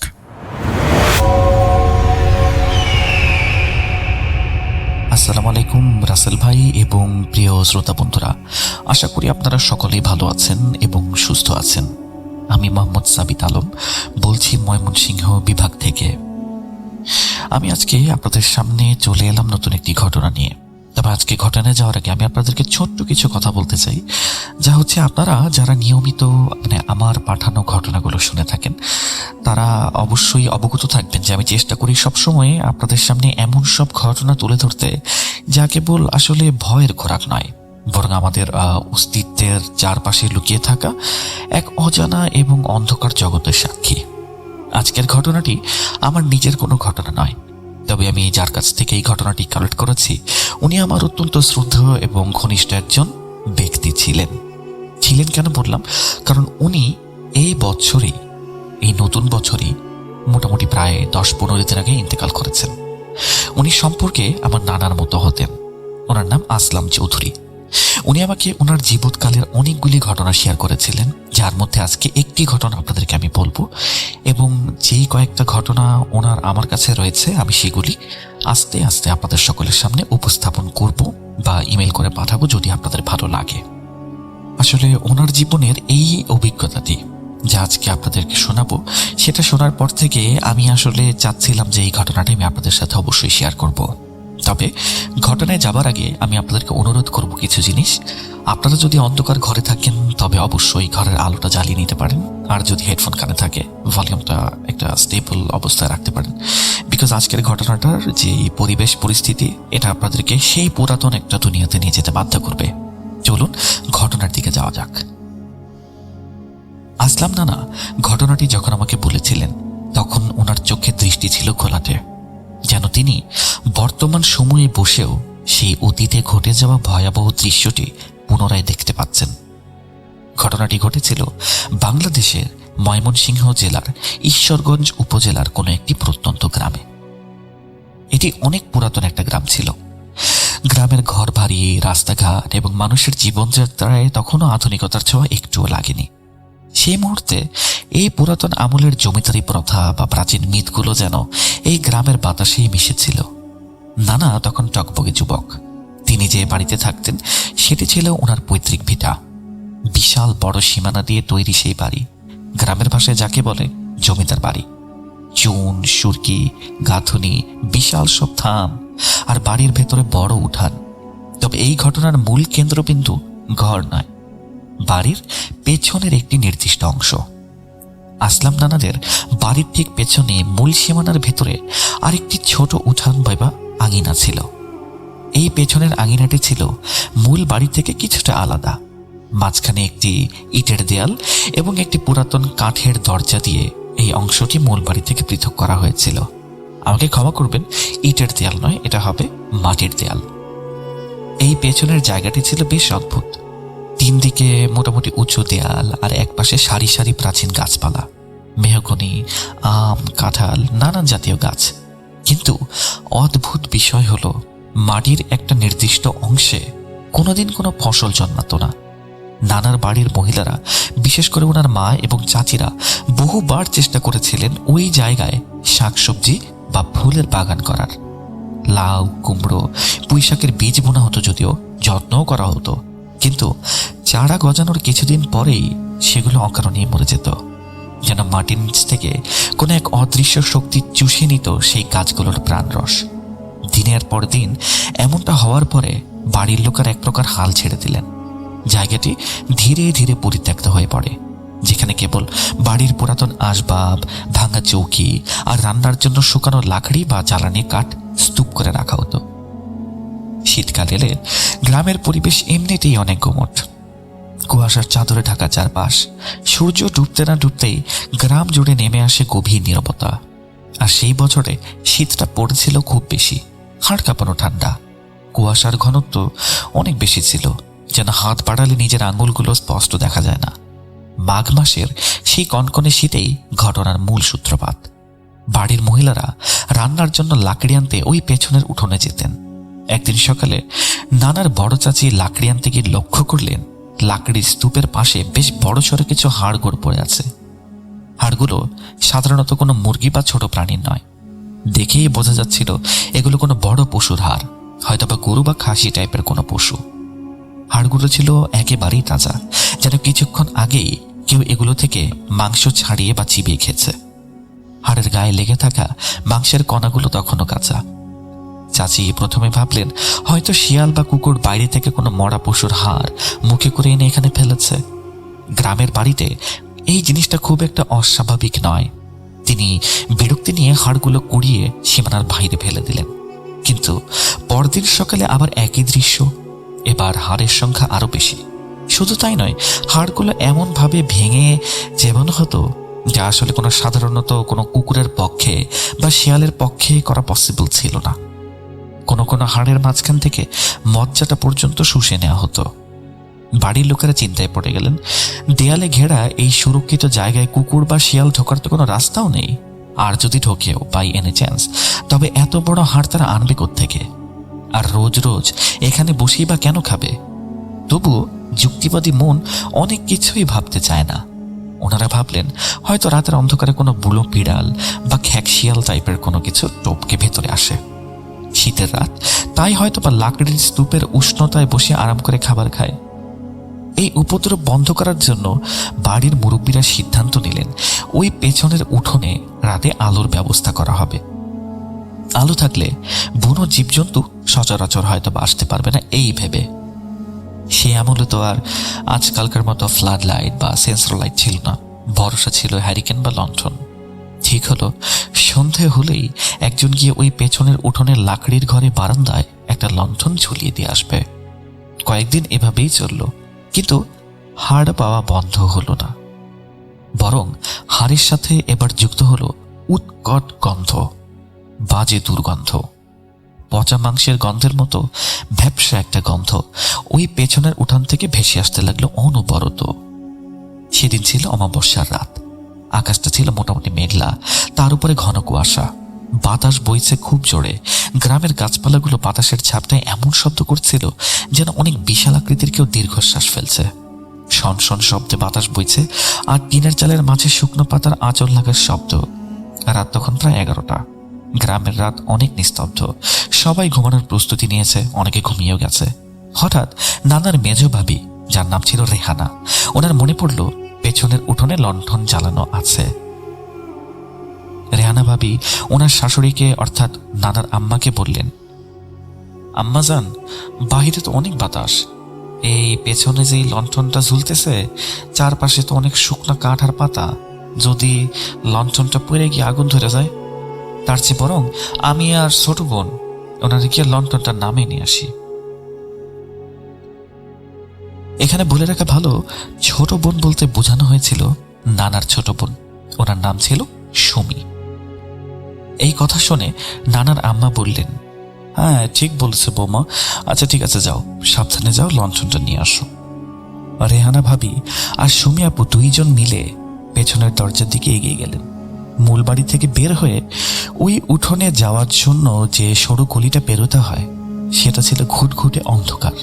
তাদের হাতে কোনো টর্চ ছিল না, কারণ ওনারা জানতেন দরজা খুললেই লণ্ঠনের আলোয় সবই দেখা যাবে। বাতাসে শো শো শব্দ তখন আরো তীব্র হয়েছে।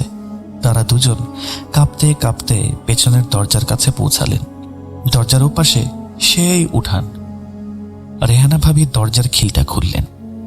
পুরোনো কাঠের দরজা খোলার সময় ক্যাচ করে একটা দীর্ঘ আর্তনাদের মতো আওয়াজ হলো। সেই শব্দটা রাতের নিস্তব্ধতায় যেন অনেক দূর পর্যন্ত ছড়িয়ে গেল। তারা দুজন দরজার পাল্লাটা সামান্য ফাঁক করতেই দেখলেন যে ভেতরের থেকে একটা শব্দ ভেসে এলো। অদ্ভুত একটা শব্দ, যেমন কেউ কিছু একটা খাচ্ছে, কটকট মটমট চপচপ এমন টাইপের সাউন্ড। শব্দটা ঠিক যেন খুব শক্ত কিছু চিবিয়ে খাবার মতো। আপনারা হয়তো কুকুরকে অনেকেই হাড় চিবুতে দেখেছেন, হাড় ভাঙার যে মটমট শব্দটা হয়, এটা ছিল তেমনই, কিন্তু তার থেকে অনেক বেশি ভারী এবং স্পষ্ট। মনে হচ্ছিল খুব শক্তিশালী কোনো চোয়াল দিয়ে মোটা কোনো হাড় গুঁড়া করা হচ্ছে। সুমি আপু ভয়ে রেহানা ভাবির হাত খামচে ধরলেন, ফিসফিস করে বললেন, ভাবি এটা কিসের শব্দ? রেহানা ভাবি বললেন, চুপ, মনে হয় ওই বিড়াল বা কুকুর আসছে, তারা আজকে তাড়াবো। ওনারা ভেবেছিলেন কোনো জানোয়ার হবে। সাহস সঞ্চয় করে রেহানা ভাবি দরজা সম্পূর্ণ খুলে দিলেন। লণ্ঠনটা ঝুলছিল উঠানের মাঝখানে একটি আম গাছের ডালে। বাতাসের দাপটে লণ্ঠনের আলোটা কাঁপছিল, যার ভরে পুরো উঠোন জুড়ে আলো ছায়ের এক ভৌতিক খেলা চলছিল। সেই দুলতে থাকা আলোয় তাদের চোখে পড়ল উঠোনের এক কোণে লাকড়ির স্তূপের ঠিক পাশেই। দৃশ্যটা দেখার জন্য ওনারা রেডি ছিলেন না। আসলাম নানা যখন এই অংশটা বলছিলেন তখন ওনার গলার স্বরটাও কাঁপছিল। ওনারা দেখলেন লাকড়ির স্তূপের আড়ালে মাটির উপরে হাঁটু কেটে বসে আছে একটি মানব আকৃতি, কিন্তু সেটা কোনো স্বাভাবিক মানুষ নয়। তার পরনে ছিল ময়লাটে সাদা ধবধবে একটি কাপড়, যা বাতাসের ঝাপটায় উড়ছিল। তার পিঠটা ছিল দরজার দিকে, কিন্তু সব থেকে ভয়ের বিষয় হলো তার চুল। বিশাল একরাশি জট পাকানো কালো চুল আর পিঠ বেয়ে কোমর পর্যন্ত ছড়িয়ে আছে, আর সেই চুলের ফাঁক দিয়ে দেখা যাচ্ছে তার শরীর। মহিলাটি দুই হাতে ধরে আছে একটি বিশাল হাড়, আর সেটির এক প্রান্ত তার মুখের ভেতরে। সে পাগলের মতো সে হাড়টা চিবুচ্ছে। কটকট শব্দ এবং আওয়াজ ভেসে আসছে তার মুখ থেকে। রেহানা ভাবি আর সুমি আপু পাথর হয়ে দাঁড়িয়ে রইলেন। তাদের গলা দিয়ে কোনো আওয়াজই বের হচ্ছিল না। ঠিক সেই মুহূর্তে যেন তাদের উপস্থিতি টের পেয়ে এই জিনিসটি বা এই মহিলাটি বা অবয়ব যেই হোক খাওয়া থামিয়ে দিল।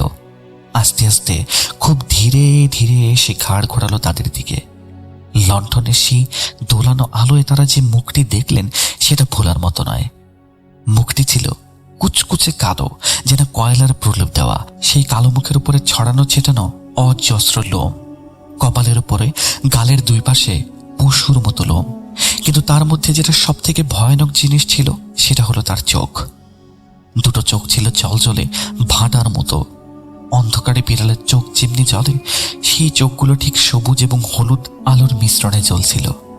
চোখের কোনো মনে ছিল না, শুধু দুটো জ্বলন্ত আগুনের পিণ্ড।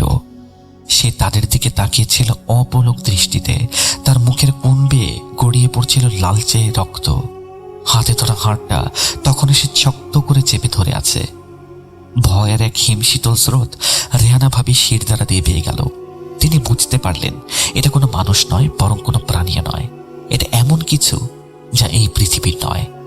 মুহূর্তের মধ্যেই সেই নীরবতা ভেঙে খান খান হয়ে গেল সুমিয়াপুর গগন বিদারী চিৎকারে। ওরে বাপরে! এই কথা বলে তিনি জ্ঞান হারানোর মতো অবস্থায় চলে গেলেন। উনি বারবার চিৎকার করছিলেন, ওইটা কি কি ওইটা কি রে?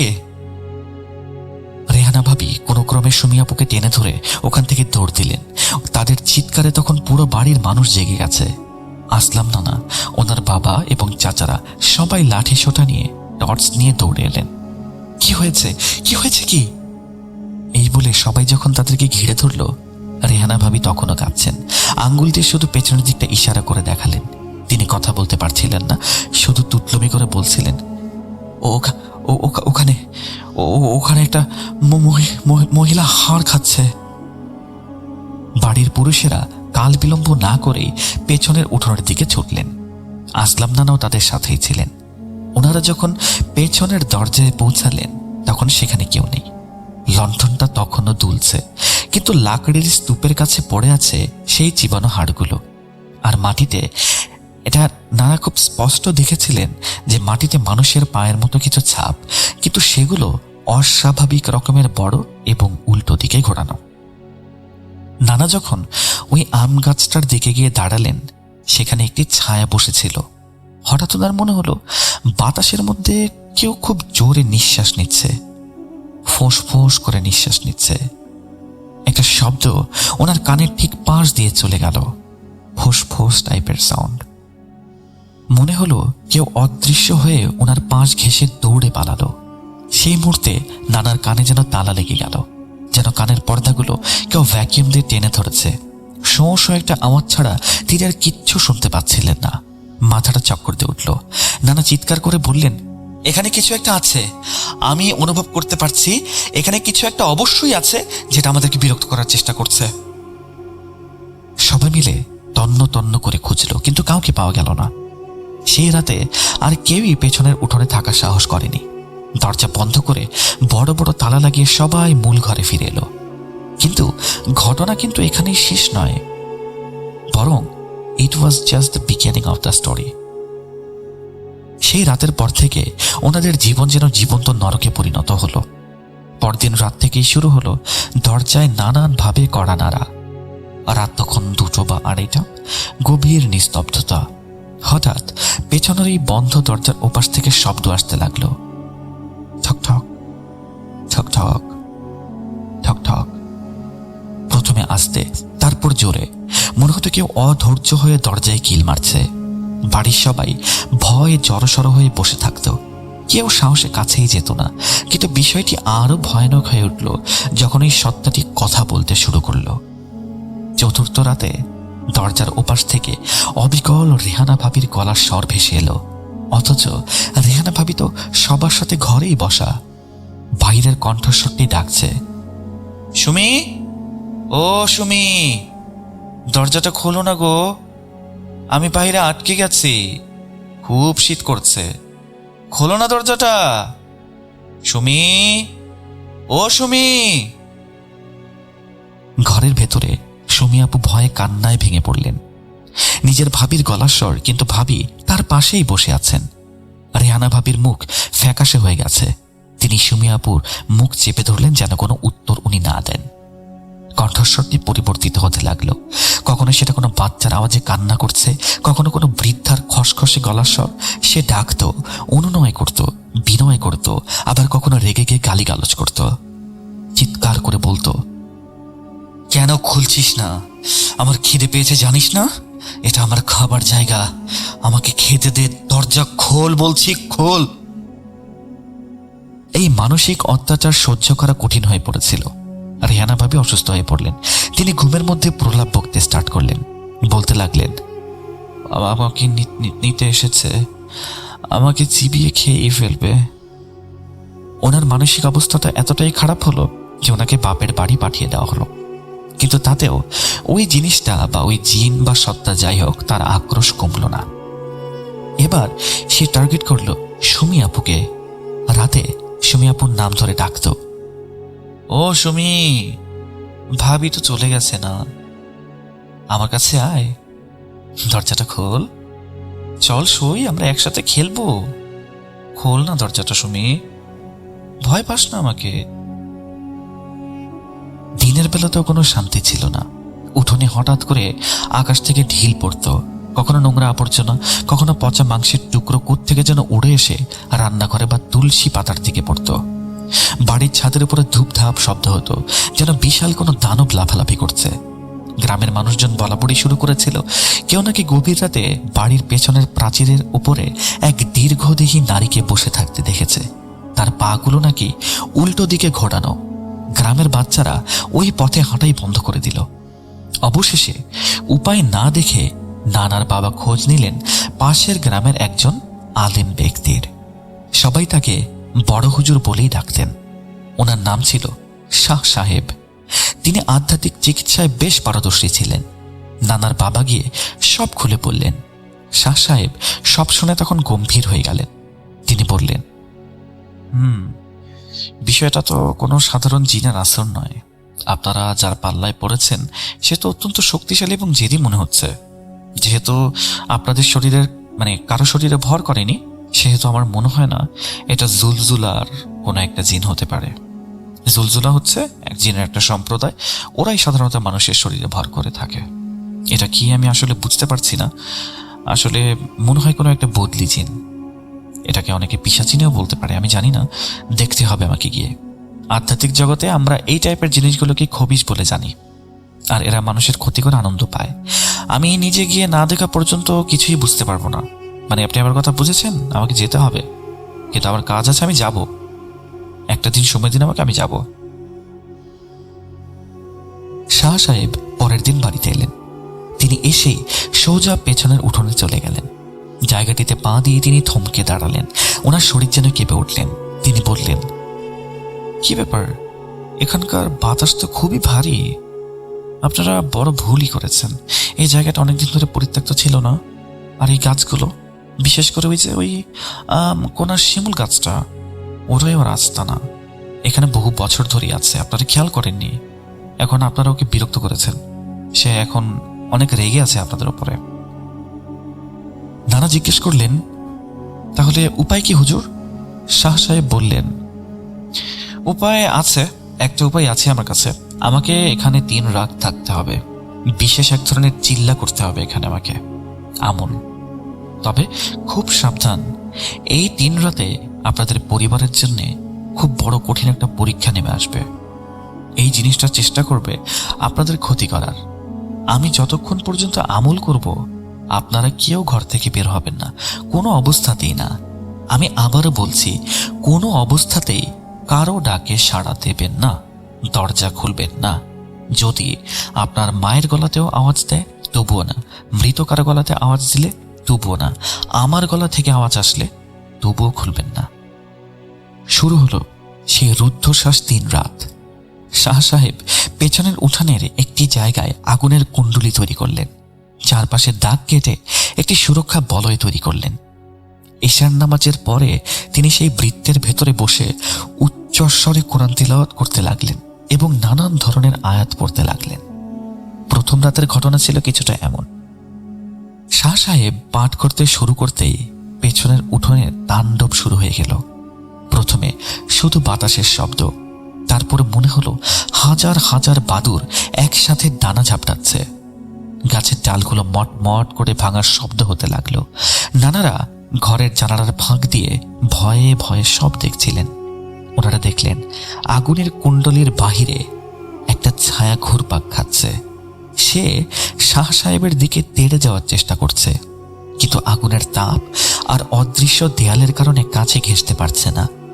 সে চিৎকার করছিল, পশুর মতো গর্জন করছিল, আর সেই আওয়াজে সম্পূর্ণ বাড়িটা থরথর করে কাঁপছিল।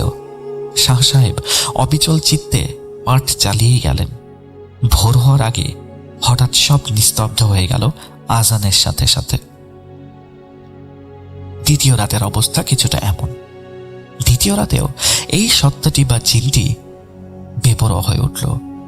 শাহ সাহেব যখন তার কাজ শুরু করলেন, তখন হঠাৎ করে বাড়ির প্রধান ফটকে অর্থাৎ একদম সামনের দরজায় ধাক্কাধাক্কি স্টার্ট হলো এবং আশ্চর্যের বিষয় দরজার ওপাশ থেকে রেহানা ভাবির গলার আওয়াজ ভেসে এলো। আম্মা, আম্মা যান, সুমি, দরজাটা খোলেন না, আমি রেহানা, দেখেন আমি ফিরে এসেছি, আমার খুব ভয় করছে। বাহিরে এই ব্যক্তি কে? উনি ভণ্ড, ওই ব্যক্তি কিন্তু আমাকে মেরে ফেলবে। আম্মা, আমাকে বাঁচান, দরজা খোলেন না কেন? গলার স্বরটা এতটাই বাস্তব ছিল যে নানার মা বিছানা থেকে উঠে দৌড় দিলেন দরজার কাছে। চিৎকার করে বললেন, আমার বৌমা এসছে, আমার রেহানা এসছে। তিনি প্রায় ছিটকিনি খুলেই ফেলেছিলেন। ঠিক সেই মুহূর্তে নানার বাবা গিয়ে ওনাকে চাপড়ে ধরলেন। খবরদার, এটা রেহানা না, রেহানা তার বাপের বাড়িতে। এটা ওই শয়তানের কারসাজি। শাহ সাহেব না করেছেন না? ও চাইছে যেন আমরা এই সুরক্ষা থেকে বেরোয় পড়ি। এক পাও নড়বা না। বাইরে তখন কান্নার রোল পড়ে গেছে। আম্মা, আপনারা আমাকে ভালোই বাসেন না, আমাকে আপনারা বাঁচাচ্ছেন না।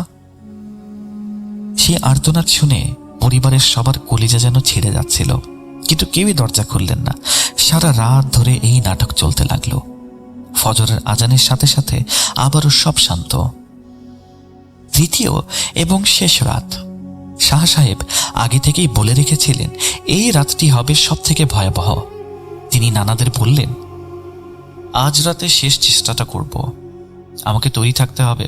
আপনারা 5 কেজি কাঁচা গরুর মাংস আর কিছু কলিজা জোগাড় করে রাখুন, ওটা আমার খুবই প্রয়োজন, এই কাজে লাগবেই। সবকিছু জোগাড় হয়ে গেল এবং রাতের অপেক্ষা করা হতে লাগলো। রাত 12টা। শাহ সাহেব তার বৃত্তের মধ্যে বসে আছেন। পাশে একটি মাটির পাত্রে সেই কাঁচা মাংস রাখা। উনি পাঠ শুরু করলেন। আজ আর কোনো লুকাছুরি নেই। পাঠ শুরু হওয়ার কিছুক্ষণ পরে সেই শিমুল গাছটির মগডাল থেকে বিকট এক হুঙ্কার ভেসে এলো। মনে হলো আকাশ থেকে যেন বজ্রপাত হচ্ছে। তারপর ধপ করে কিছু একটা মাটিতে পড়ে গেল। নানারা দেখলেন জানালা দিয়ে যে সেই বিশাল লম্বাকৃতির ছায়ামূর্তিটি শাহ সাহেবের বৃত্তের ঠিক বাহিরে দাঁড়িয়ে। আজ তার রূপ যেন অন্যরকম ভয়ানক। উচ্চতা প্রায় 7 থেকে 8 ফুট, চুলগুলো সাপের মতো ফুঁসছে। সে ধীর গলায় বলল, থামা, তোর পড়াটা থামা, তুই যাই করিস। আলেম, আমি এখান থেকে যাব না, এটা আমার জায়গা, আর আমি তোকে সহ সবাইকে শেষ করে দেব। শাহ সাহেব উচ্চস্বরে দোয়া পড়তে পড়তে আগুনের মধ্যে কিছু একটা ছুঁড়ে মারলেন। আগুন ধপ করে চলে উঠল। তিনি সেই মাটির পাত্রের কাঁচা মাংসগুলো বৃত্তের বাহিরে ছুড়ে দিলেন এবং চিৎকার করে বললেন, তুই যদি নিজের ভালো চাস তবে এই ভোগ নিয়ে এখান থেকে চির বিদায় হ, আর যদি না যাস তবে আল্লাহর কসম আজ আমি তোকে এখানে ধ্বংস করব, তোর মৃত্যু হবে আজকে এখানে। হঠাৎ করে দেখা গেল সেই ছায়াময় জিনিসটা মাংসের উপরে ঝাঁপিয়ে পড়ল। হিংস্রভাবে মাংসগুলো চিবোতে লাগলো। সেই দৃশ্য মানুষের সহ্য সীমার বাহিরে। খাওয়ার ফাঁকে ফাঁকে সে শাহ সাহেবের দিকে বারবার তাকাচ্ছিল। তার চোখে মনিতে ছিল পরাজয়ের গ্লানি আর তীব্র ঘৃণা। খাওয়া শেষ করে সে উঠে দাঁড়ালো। তারপর এক অদ্ভুত কাণ্ড করল। সে হঠাৎ করে যেন মিলিয়েই গেল। নানারা দেখলেন একটা লোক দূর থেকে ছুটে আসছে সেই শিমুল গাছটার দিকে। 2 হাতে গাছটি জোরে ঝাপটে ধরলো, তারপর অবিশ্বাস্য শক্তিতে ঝাঁকুনি দিতে লাগলো। মর শব্দে মাটি যেন চিরে ফেটে গেল। চোখের পলকে সেই মাঝারি আকারের গাছটি প্রায় শেকড় সহ উপড়ে ফেললো সেই লোকটি, এবং একটানে পাশের দেয়ালে ছুঁড়ে মারল এবং সেখানে অজ্ঞান হয়ে গেল। এরপর কিন্তু অজ্ঞান হওয়ার আগে সে কয়েকটা কথা বলেছিল। আমি যাচ্ছি আমি, কারণ তোর ক্ষমতার সাথে পারার ক্ষমতা এখনো আমার হয়নি। কিন্তু মনে রাখিস, এই জায়গা যদি আবার কোনোদিন অপবিত্র হয়, যদি তোরা এখানে আলো না জ্বালিস, আমি আবার আসব। আলো যতদিন না চলবে এই জায়গা আমার থাকবে। কথাটি বাতাসের প্রতিধ্বনিতে মিলিয়ে গেল। তারপর লোকটি অজ্ঞান হয়ে গেল। এরপর সেই সত্তাটি মনে হলো ঝড়ের মতো বেগে দেয়াল টপকে অন্ধকারের মধ্যে মিলিয়ে গেল। আমরা অর্থাৎ নানারা সেই লোকটার কাছে যখন গেলেন, তখন দেখতে পেলেন উনি গ্রামেরই একজন ব্যক্তি, যাকে হয়তো বা পজেস করা হয়েছিল। এই যাওয়ার পরে লোকটা আস্তে আস্তে জ্ঞান ফিরলে লোকটা সুস্থ হয়ে যায়, এবং এই লোকটা যখন মাটিতে পড়ে যায় তখন মনে হচ্ছিল এক পাল বুনো ঘোড়া যেন দৌড়ে সেই জায়গা থেকে চলে যাচ্ছে। শাহ সাহেব ক্লান্তিতে লুটিয়ে পড়লেন। নানারা দৌড়ে গেলেন ওনার কাছে। তিনি ঘামে ভিজে একাকার, শুধু বলছিলেন, আলহামদুলিল্লাহ, কাজ হয়ে গেছে। কিন্তু গাছটাকে দেখেছ? সকালে দিনের আলোতে সবাই দেখল সেই শিমুল গাছটি সত্যি শিকড় শুদ্ধ উপড়ে পড়ে আছে, যেন কোনো খেলনা। কেউ খেলে টান দিয়ে সেটাকে ফেলে দিয়েছে। দেয়ালের গায়ে বড় বড় ফাটল। যাওয়ার আগে শাহ সাহেব কড়া নির্দেশ দিয়ে গেলেন এবং বললেন, এই জায়গাটিকে পরিষ্কার করবেন। এখানে 7 দিন ধরে সূরা বাকারা পড়বেন, আর ভুলেও কখনো মাগরিবের পরে এই জায়গা অন্ধকার রাখবেন না। মনে রাখবেন, যেখানে মানুষের পদচারণা কমে যায়, অন্ধকার জমে, সেখানেই এরা বাসা বাঁধে। তারপর থেকে নানাদের বাড়িতে কঠোরভাবে এই নিয়মগুলো পালন করা হতো। ওই পেছনের উঠান পরিষ্কার করে নিয়মিত যাতায়াত শুরু করা হলো। আর আসলাম নানা নিজেও সেই থেকে একটা নিয়ম মেনে চলেন, মাগরিবের পরে কোনো ঘর কখনো অন্ধকার রাখা যাবে না। ডিয়ার লিসেনার্স, এই ছিল আসলাম নানার জীবনের সেই ঘটনা। ওনার জীবনের প্রথম ঘটনা আমি আপনাদের সাথে শেয়ার করলাম। আমরা হয়তো বা বিজ্ঞানের যুগে বাস করি, কিন্তু আমাদের যুক্তির বাহিরেও এমন কিছু জিনিস আছে যা আসলে আমরা অস্বীকার করতে পারি না। তাই কখনো যদি নির্জন কোনো জায়গায় অকারণে ভয় পান বা মনে হয় কেউ আপনাকে দেখছে, তবে সেই অনুভূতিকে অবহেলা করবেন না। কে জানে, হয়তো বা আপনার ঠিক পেছনেই দাঁড়িয়ে আছে অন্য ভুবনের কোনো অতিথি। আমার ঘটনা আজকের মতো আমি এখানেই শেষ করছি। যদি ভালো লেগে থাকে, আপনাদের সকলকে ধন্যবাদ জানাই। ভালো না লাগলে আপনারা আমাকে সাজেস্ট করতে পারেন আমি কেমন টাইপের ঘটনা কালেক্ট করতে পারি। সকলে ভালো থাকবেন, সুস্থ থাকবেন, এবং হ্যাঁ, রাতে ঘুমানোর আগে অবশ্যই আয়াতুল কুরসি পড়ে শোবেন। শুভরাত্রি। আসসালামু আলাইকুম।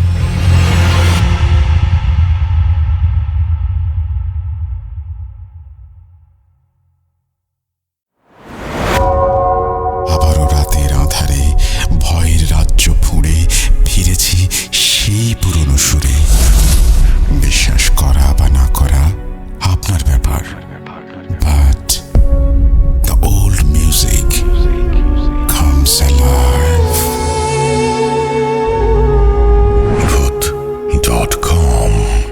The fear returns with Russell. Welcome back. ভূত.কমে আমরা বিভিন্ন সময় বিভিন্ন ধরনের অডিও ক্লিপ পাই। কিছু কিছু অডিও ক্লিপ খুবই অদ্ভুত, এবং যারা এই অডিও ক্লিপগুলো পাঠান তাদের একটা পরিচয় আছে। অনেকেই সেই পরিচয় গোপন রাখতে চান। আমি খুব একটা অদ্ভুত ধরনের অডিও ক্লিপ পেয়েছি। আমি ভাবলাম যে এটা আপনাদের সাথে শেয়ার করি। যিনি এই অডিও ক্লিপটি পাঠিয়েছেন তিনি আবার লিখেছেনও, রাসেল ভাই, আন্তরিক শুভেচ্ছা ও ভালোবাসা রইল। ভূত.com দীর্ঘদিন সফলভাবে চলুক এটাই কামনা করি। আপনি ভালো আছেন জেনে ভালো লাগে, কারণ আমরা দুজনই সবসময় ভালো থাকার চেষ্টা করি। আমি পেশাগতভাবে ক্রাইম ও অনুসন্ধানী সাংবাদিকতা করি। অনেক সময়ই ভাবি কিছু গুরুত্বপূর্ণ ঘটনা আপনাদের কাছে পাঠাবো, কিন্তু নানা ব্যস্ততায় আর হয়ে ওঠে না। আজ একটি ঘটনা রেকর্ড করে পাঠালাম। উপযুক্ত মনে হলে প্লে করবেন। প্লে করলে অনুগ্রহপূর্বক আমাকে জানাবেন। তারপরে তিনি তার ফোন নাম্বার শেয়ার করেছেন, কিন্তু তিনি বলেছেন নাম পরিচয় আপাতত গোপন থাক। আমিও ভাবলাম তাহলে গোপনই থাক। চলুন শুনে আসি। আসলে কেমন লাগলো সেটা জানানোর দায়িত্ব কিন্তু আপনাদের। কমেন্ট সেকশনে জানিয়ে দেবেন। যদি এই ধরনের ঘটনা আপনারা পছন্দ করেন, ডেফিনেটলি আমরা এই ধরনের ঘটনা আরও সংগ্রহ করার চেষ্টা করব। চলুন শুরু করা যাক। আসলে সেদিনের রাতটা মনে হলে একটা অস্বস্তি আসলে আমার ভিতরে কাজ করে। ঘটনাটা ঘটার 3 দিন আগে আসলে আমার কাছে একটা কল আসে। যে কল দিয়েছিল সে খুব তাড়াহুড়া করে আমাকে বলেছিল যে কুলাউড়া উপজেলার সীমান্ত ঘেঁষে এক এলাকায় একটা বড় সড়ো চালান ঢুকবে। আর এটা শুধু চালান না, এর সঙ্গে জড়িত আছে এলাকার কয়েকজন বেশ প্রভাবশালী ব্যক্তি। আইনশৃঙ্খলা বাহিনী চোখ ফাঁকি দিতে চেকপোস্ট থেকে অনেক দূরে নির্জন একটি জায়গায় কাঁটাতারের বেড়ার নিচে আগে থেকেই মাটি হালকা করা হয়েছে। রাত 2টা থেকে 3টার মধ্যে মাল ঢুকবে এমন একটা কল আসে। আমি কিছু বলার আগে আসলে সে ফোনটা কেটে দেয়। তো আমি বিষয়টা হালকাভাবেই নিই, কিন্তু মজার ব্যাপার হলো পরদিন আমার আরেকজন সোর্স আলাদা করে একই তথ্য দেয়। আর তথ্যটা এমনই যে সেই ফোন কলে যে লোকেশনটা এসেছিল আমার সোর্সের লোকেশনটাও কিন্তু একদম হুবহু মিলে যায়। তখন বুঝলাম যে বিষয়টা আসলে খুবই সিরিয়াস। আর যেহেতু সাংবাদিক সেহেতু এমন খবর আসলে হাতছাড়া করা যায় না। যদি সত্যি হয় তাহলে এটা কিন্তু অনেক বড় একটা এক্সপোজড হতে পারে। আবার ঝুঁকিও আছে, কারণ যাদের নাম শুনেছি তারা এলাকায় যথেষ্ট প্রভাবশালী। ধরা পড়লে তো মারধর হবেই, এমনকি আসলে গুম হওয়ারও ভয় ছিল। কিন্তু এসব ঝুঁকি এড়িয়েও সিদ্ধান্ত নিলাম যে না, যাব, সংবাদটা আমার কাভার করতেই হবে। তো যে চিন্তা সেই কাজ। যেদিন তারিখ, মানে যেদিন চোরাচালান ঢুকবে, তো সেদিন রাত প্রায় 1টার দিকে বর্ডারে পৌঁছাই। বলতে ওই যে সীমান্ত ঘেঁষে যে এলাকাটা, সেই এলাকায় আমি পৌঁছাই। তো আমার কাছে একটা ক্যামেরা ছিল, মডেলটা আমি বলছি না, নাইকনের একটা ক্যামেরা। তো ওইটা আবার নাইট মোড ছিল। তো আমরা যাই, আর যখন আমরা যাই তখন বর্ডার যেহেতু এলাকা একদম প্রত্যন্ত গ্রাম অঞ্চল, তো সেই কারণে আসলে রাস্তাঘাট, দোকানপাট যা ছিল সব বন্ধ। মানে টোটাল একটা ফাঁকা জায়গা, একদম নিস্তব্ধ। তো এটা নতুন কিছু না, অনেক আগেও এরকম আমি আসলে ফেস করেছি, নিস্তব্ধ এলাকায় সংবাদ সংগ্রহে গিয়েছি। তো এটা আসলে আমার কাছে অস্বাভাবিক কিছু না বা ভয়েরও কিছু না। আর আমরা যেহেতু বর্ডার এলাকায় গেছিলাম, তো সেহেতু একটা মানে বাতাসে কাঁচা মাটি আর স্বেচ্ছেতে ঘাসের গন্ধ আর কি নাকে আসছিল। আমার কাছে মোটামুটি প্রথম দিকে আসলে ভালোই লেগেছিল। তো লোকেশন অনুযায়ী আমরা দুইজনই একটা পরিত্যক্ত একটা খামার ঘরের আড়ালে পজিশন নিই, কারণ খামার ঘরটা এরকম ছিল যেটা আমি একদিন দিনে দেখেছিলাম যে আসলে এটা খুব সিকিউর, আমাদেরকে কেউ দেখতে পারবে না, এইরকম একটা অবস্থা ছিল আর কি। আর জায়গাটা অস্বাভাবিক নীরব, এমন এক নীরবতা যেখানে আসলে নিজের শ্বাসের শব্দটাও খুব বড় লাগছিল। আর দূরে ইন্ডিয়ার যে বর্ডার আছে সেই বর্ডারের কাঁটাতারের বেড়া, আর অন্ধকারে একটু কালো দাগের মতো দাঁড়িয়ে আছে এমনটা মনে হচ্ছিল। তো খবর ছিল রাত 2টা থেকে 3টার মধ্যে চালান ঢুকবে। আর রাত 2:20 আশেপাশে হঠাৎ খুব একটা ক্ষীণ শব্দ হলো, যেন মাটির নিচ দিয়ে কিছু টেনে আনা হচ্ছে এমন একটা শব্দ পাচ্ছিলাম। আমি এবং আমার ক্যামেরাম্যান খুব চুপ করে থাকি। সাথে সাথে ক্যামেরাম্যান ক্যামেরা অন করলো, নাইট মোড চালু। তারপর শব্দ হুট করে থেমে যায়, চারপাশ আবার নিস্তব্ধ। কিন্তু সেই নিস্তব্ধতার ভিতরে অদ্ভুত একটা চাপা অনুভূতি, যেন আমরা একা না, এমনটা মনে হচ্ছিল যে অন্ধকারের ভিতরেও কেউ আছে আর তারা আমাদের দেখছে। তো আমি একটু ভয় পাই, কারণ বলছি আগেই যে কারণ এখানে অনেক বড় বড় ব্যক্তিরা জড়িত, এরকম খবরটাই ছিল। তো আমাদের ডান পাশে একটা ঝোপ ছিল, ওই যে পরিত্যক্ত খামার ঘরটা, সেই খামার বাড়ির পাশে একটা ঝোপ ছিল ডান পাশে। তো আমি টর্চটা জ্বালাতে যাই, কিন্তু আমার সাথে যে ক্যামেরাম্যান ছিল সে হাত চেপে ধরে, আর সে আমাকে বলে ফিসফিস করে যে ভাই আলো দেবেন না, যদি কেউ দেখে ফেলে তাহলে কিন্তু আজকে নিস্তার নেই। তো তার কথা অনুযায়ী একদম স্থির হয়ে থাকি। আর দূরে একটু খেয়াল করলাম যে আকাশের যে হালকা আলো আছে, সেই আলোতে একটু খেয়াল করলাম যে কাঁটাতারের একটা ঝুলছে, কাঁটাতারের একটা অংশ দুলছে। মনে হচ্ছিল যেন কেউ নিচ দিয়ে ঢুকেছে আর আর কাঁটাতারে তার বডিটা লেগেছে, আর ঠিক ওই কারণে আসলে মানে কাঁটাটা দুলছে, কিন্তু নিচের দিকটা আসলে দেখা যাচ্ছে না, আর মাথাও তুলছি না। তো ক্যামেরা যেভাবে পজিশন করা ছিল, আমি হচ্ছে ক্যামেরাম্যানের হাতটা সরিয়ে আমি ক্যামেরাটা জুম করি। জুম করার পরে আমি দেখি আসলে নাইট ভিশন ছিল, কিন্তু ওইখানে কেউ নেই, কেউ ছিল না, এমনকি বাতাসও নেই। আর তো আমি একটু হতাশ হলাম যে এত তাড়াতাড়ি প্রায় 10 সেকেন্ডের ব্যবধানে তো আসলে এরকম কাঁটাতারের নিচ দিয়ে কেউ যাওয়া সম্ভব না। ঠিক তখনই আমার পিছনে আসলে আমি ধীরে ধীরে পায়ের শব্দ শুনি। বিশ্বাস করবেন না, তখন আমার হার্টবিটটা এতই বেড়ে গেছিলো, আমার কাছে মনে হচ্ছিল যে আসলে ধরা পড়ে গেছি, আজকে মনে হয় নিস্তার নেই। তো আমি সামনে তাকিয়েছিলাম, পিছনে কি আসলে বুঝতে পারিনি। তো আমার আগেই আমি দেখি যে আমার ক্যামেরাম্যান আসলে পিছু ফিরে তাকিয়ে আছে। তার মুখটা একটু ফ্যাকাশে, আর সে আমাকে বলল, ভাই আপনি কি আর কাউকে এনেছেন বা খবর দিয়েছেন? মানে সে ফিসফিস করে বলছে। তো আমি বললাম না। তো আমিও আসলে তাকালাম, তাকিয়ে দেখি যে খামার ঘরের দেয়ালের পাশে একটা ছায়া মানুষের মতো, কিন্তু ছায়াটা হচ্ছে অস্বাভাবিক লম্বা, আর মাথাটা একটু কাত, নড়ছে না। তবু মনে হচ্ছিল যে ছায়াটার যে মানে মানুষ দেখছিলাম, ছায়াটাই দেখছিলাম, তবু নড়াচড়া ছিল না, কিন্তু ছায়াটা দেখে মনে হচ্ছিল যে আমাদের দিকেই তাকিয়ে আছে। একটু সাহস নিয়ে আমি বললাম, কে ওখানে? কোনো উত্তর আসলো না। আমি আমার ফোনটা একদম 0 ব্রাইটনেস ছিল, তো আমি চিন্তা করছিলাম যে ব্রাইটনেসটা একটু বাড়িয়ে দেখি আসলে কে চেনা যায় কিনা, নাকি অনেক দূর থেকে অনেক সময় দেখা যায় যে লাইটের আলো অনেক দূর থেকে পড়লেও কিন্তু ছায়া অনেক বড় হয়ে যায়। তো আমি এরকম ভাবছিলাম এবং মনে করছিলাম যে দেখি আসলে ছায়াটাকে দেখা যায় কিনা। তো মোবাইলটা পার করার সাথে সাথে দেখলাম যে নেটওয়ার্ক আসলে নেই, একদম নেটওয়ার্ক নেই। আর একই সাথে হচ্ছে ক্যামেরা ডিসপ্লের দিকে তাকিয়ে দেখলাম যে হচ্ছে আপনার যে আগের দিনে বিটিভি যেরকম এন্ট্রেনা চলে গেলে ঝিরঝির করতো, তো ঝিরঝিরটাও মানে ক্যামেরা ডিসপ্লেটা একদম ঝিরঝির করছে, আর নিজে থেকে আসলে রেকর্ডিং বন্ধ হয়ে গিয়েছিল, আমি যতটুকু খেয়াল করেছিলাম। আর ওয়ান কাইন্ড অফ ক্যামেরাটা হচ্ছে একরকম প্রায় ল্যাগ করছিল। তো আমি আবার তাকাই, তখন যখন তাকাচ্ছিলাম ছায়াটার দিকে, তখন দেখলাম আসলে ছায়াটা নেই, কিন্তু খামার ঘরের ভেতর থেকে খুব নিচু সরে ফিসফিস শব্দ শোনা যাচ্ছিল। তো শব্দটা ছিল এরকম যে কয়েকজন মানুষ বসে ফিসফিস করছিল, মানে কয়েকটা কণ্ঠ, কিন্তু আসলে ভাষা বোঝা যাচ্ছে না। মানে বিষয়টা হচ্ছে এরকম যে তারা কি বলছে স্পষ্ট না। ঠিক তখনই দূরে কাঁটাতারের দিক থেকে একটা তীব্র চিৎকার একদম স্পষ্ট আমি শুনতে পাই, আর সেই চিৎকারটা কিন্তু একদম মানুষের।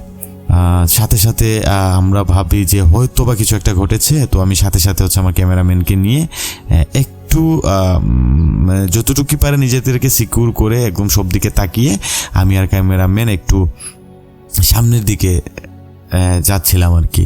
মানে আমরা দেখি কাঁটাতার ওখানে যেহেতু চিৎকার আসছে, সেহেতু এখন গেলে আর সমস্যা নেই, হয়তো বা যে বিজিবি বর্ডার গার্ড যারা আছে তারা হয়তো ওইখানে গিয়েছে। কিন্তু এখানে যাওয়ার পরে দেখি কেউ নেই, মানুষ তো দূরের কথা, একটা প্রাণীও নেই, কুকুর বিড়ালও নেই। তো সেখানে গিয়ে দেখি আসলে মাটি একদম এলোমেলো, আর কাটা তারের নিচে কাদা সরে আছে, কিন্তু কেউ নেই, আশেপাশে কেউ নেই। বাট এত দ্রুত আসলে সরে যাওয়ার মতো কোনো ওয়ে আছে কিনা কারো জানা আমি জানি না। কোনো মানুষ নাই, কোনো চালান নাই, কিছুই নেই। তবে একটা স্পষ্ট ছিল যে কিছু ভারী জিনিস টেনে নেওয়া হয়েছে, মানে খুব রিসেন্টলি খুব ভারী জিনিস টেনে নেওয়া হয়েছে। আর পাশে পড়ে আছে একটা কাদামাখা একটা ছেঁড়া গামছা, আর মনে হচ্ছিল যে এইমাত্র গামছাটা আসলে পড়েছে, যে একটা গামছা যখন হচ্ছে কাদাতে পড়ে তখন কিন্তু হচ্ছে আস্তে আস্তে পানিটা এটা শুষে নেয়। তো এইরকম আর কি একদম বোঝা যাচ্ছিল যে এটা এই মুহূর্তে এইমাত্র পড়েছে। তো এটা দেখে আমি ভাবলাম যে এত তাড়াতাড়ি তো আসলে কিছু নাই। তো হুট করে আমি একটু দূরে তাকিয়ে দেখলাম যে কয়েকজন মানুষ আসলে পড়ে আছে একটু বাংলাদেশ বর্ডারের সাইডে। আমরা তো বাংলাদেশ বর্ডারেই ছিলাম। তো আমার কাছে মনে হচ্ছিল যে কিছু মানুষ পড়ে আছে এবং তাদের শরীরে রক্ত মাখা এইরকম পড়ে আছে। তো আমি আসলে ভাবছিলাম যে হয়তো বা বিএসএফ গুলি করছে, আর ওই শব্দটাই শুনেছি। তো ভাবলাম যাই একটা রিপোর্ট পেয়েছি, হয়তো বা চোরাচালানিদের গুলি করা হয়েছে। বাট যদি গুলি করা হতো তাহলে তো বিএসএফও থাকতো, বা তারা তো সবসময় যে সাইরেন দেয় বা হ্যান্ড মাইক্রোফোনে তারা কথা বলে বা চিল্লাচিল্লি করে, এইরকম আসলে কিছুই ছিল না। তো আমি হচ্ছে আবার ক্যামেরা বের করতে যাবো, এই সময় দেখি আসলে কেউ নেই। আর মনে হচ্ছিল যে দুইজন লোক খুব জোরে দৌড়িয়ে গেছে, তাদের মানে ব্যাখ্যা দেওয়ার মতো আসলে না ওই জিনিসটা। তো আমি খুব ভয় পাই। তখন আমি বুঝতে পারি যে আসলে এটা মানে কোনো চোরাচালান না, অ্যাবনর্মাল কিছু হয়তো বা সুপার ন্যাচারাল কিছু আমাদের সাথে ঘটছে। তো এই চিন্তা করে আমি আমার ক্যামেরাম্যানকে এইসব বললাম না বা বুঝতে দিলাম না, কারণ সে ভয় পেলেও আসলে সমস্যা, কারণ দুইজনই ভয় পেলে কিন্তু দুইজনই যদি ভয় পাই তাহলে কিন্তু এখান থেকে আসা আসলে মুশকিল হয়ে যাবে। তো আর আমরা সেখানে দাঁড়াইনি, আমি বললাম আচ্ছা চলো ঠিক আছে, এখানে কিছু হয়নি বা হবেও না, আমরা হয়তো বা একটা ভুল ইনফরমেশন পেয়েছি। তো যেই ভাবা সেই কাজ, দুইজনই চলে আসি আর চেষ্টা করছিলাম যে ভোরের আগেই চলে আসি। তো যেহেতু বাইক নিয়ে গিয়েছিলাম এবং বাইকটা একটা সেফ জায়গায় রেখে আসছিলাম, তো বাইক পর্যন্ত যাই। তো বাইক পর্যন্ত যাওয়ার পর আমরা চলে আসি ইনশাল্লাহ সহি সালামতে আমরা ফিরে আসি। তো সহি সালামতে আসার পর আসলে ঘুমাই। সকালে ঘুম থেকে ওঠার পর চিন্তা করলাম যে একটু খোঁজ নেই, কিন্তু খোঁজ নিয়ে জানলাম যে সেদিন রাতে আসলে কোনো ধরনের চালান ধরা পড়েনি বা বিজিপি অফিসে কল দিয়েছিলাম। তো তারা বললো যে না ভাইয়া কোনো চালান তো ধরা পড়েনি, এরকম কোনো ঘটনাও আমরা এখন পর্যন্ত শুনতে পারি না, যদি পাই তাহলে অবশ্যই জানাবো। আর যেহেতু কোনো ঘটনাই যেহেতু তার রিপোর্টও নাই। তো 3 দিন পর আমি আবার ওই দিকে যাই কোনো একটা কাজে। যাওয়ার পর একটা দোকানে বসে চা খাচ্ছিলাম, আর এরকম বলতে বলতে একজন দোকানদার, সে আমার খুবই পরিচিত, তো সে বলছিল আমাকে চুপিসারে যে ভাই আপনি যেহেতু ওই খামার ঘরের পাশে বসছিলেন, ওই খামার ঘরে কিন্তু কয়েক বছর আগে, বলতে অনেক আগে, প্রায় 90 সালের দিকে কয়েকজন পাচারকারীকে, মানে পাচারকারী দলকে গুলি করে মারা হয়েছিল, মানে একদম একটা দলকে একদম ব্রাস্ট ফায়ারে মারা হয়েছিল। আর কয়েকজনের লাশ নাকি খুঁজে পাওয়া যায়নি। আর মাঝে মাঝে রাত 2টার পর কাঁটাতারের নিচে এখনো কিছু নড়ে। তো এইটা শোনার পর আমি একটু ভয় পাই না আসলে, পুরাই ভয় পাই। আর একটু মানে আমার শরীরের পশম খাড়া হয়ে যায় যেটাকে বলে। তো ওইখানে যাওয়ার পর মানে ওটা ঘটনা শোনার পর আমি আসলে আমার ক্যামেরাটা গিয়ে চেক করি। আমি ক্যামেরার যে মেমোরি কার্ড সেটা আমি পিসিতে ইনস্টল করি। তো পিসিতে ইনসার্ট করার পর আমি যেটা দেখি যে আসলে কোনো ফুটেজই ছিল না। আর আমার কাছে মনে হচ্ছিল যে একটা ফুটেজে 2টা চোখ। আমি কানে হেডফোন লাগিয়ে জাস্ট এতটুকুই শুনেছিলাম যে এই যতটুকুই ফুটেজ মনে হচ্ছিল যে 2টা চোখ, আবছা চোখ হয়তো বা ধরা পড়েছে। তো এমন হতে পারে ঝিঝি পোকা বা অন্য কিছু বা আলো, যেহেতু নাইট মোড অন ছিল। কিন্তু শব্দটা আমি একদম ক্লিয়ারলি আমি শুনতে পারছিলাম যে শব্দটা ছিল একদম ক্ষীণ একটা শব্দ। আর ক্যামেরা বন্ধ হওয়ার আগে এই শব্দটা রেকর্ড হয়েছিল। সেই শব্দটা ছিল এরকম যে ফিরে যা। এরপর আসলে এটা ট্যাম্প ফাইলে পরিণত হয়, যেটা বিন ফাইলে বলে, যেটা আমরা আসলে সাপোর্ট করে না, অনেকে এটাকে ভাইরাস বলে, যে ফাইল ভাইরাস হয়ে যায়। তো এইরকম কিছু একটা হয়েছিল, তা নাহলে আমি ভিডিও দিতাম। আর এর পরবর্তীতে আরেকটা ঘটনা আছে এইরকমই, খুব হান্টার টাইপের, প্রায় 400 বছরের পুরাতন একটা সিমেট্রি নিয়ে। তো আশা করি যদি এই গল্পটা প্রকাশ করা হয় তাহলে আমি নেক্সট গল্প পাঠাবো। আর আমার নাম পরিচয় আপাতত আমি গোপন রাখছি। ইনশাল্লাহ যদি এরকম গল্প পাঠাই এবং পাঠাতে থাকি তাহলে অবশ্যই নাম পরিচয় প্রকাশ করব। আর রাসেল ভাই অনেক অনেক ধন্যবাদ। সেই প্রথম থেকে আসলে ভূত FM থেকেই আসলে শুরু, এখনো মনে আছে। রাত আসলে আমি মফস্বলে মানে একদম গ্রামে বড় হয়েছি, একদম পাড়া গ্রামে। তো আমার একটা সিম্ফনি মেবি একটা বাটন একটা মোবাইল ছিল রেডিওর জন্য, তো রেডিও ফুটতে আসতো না।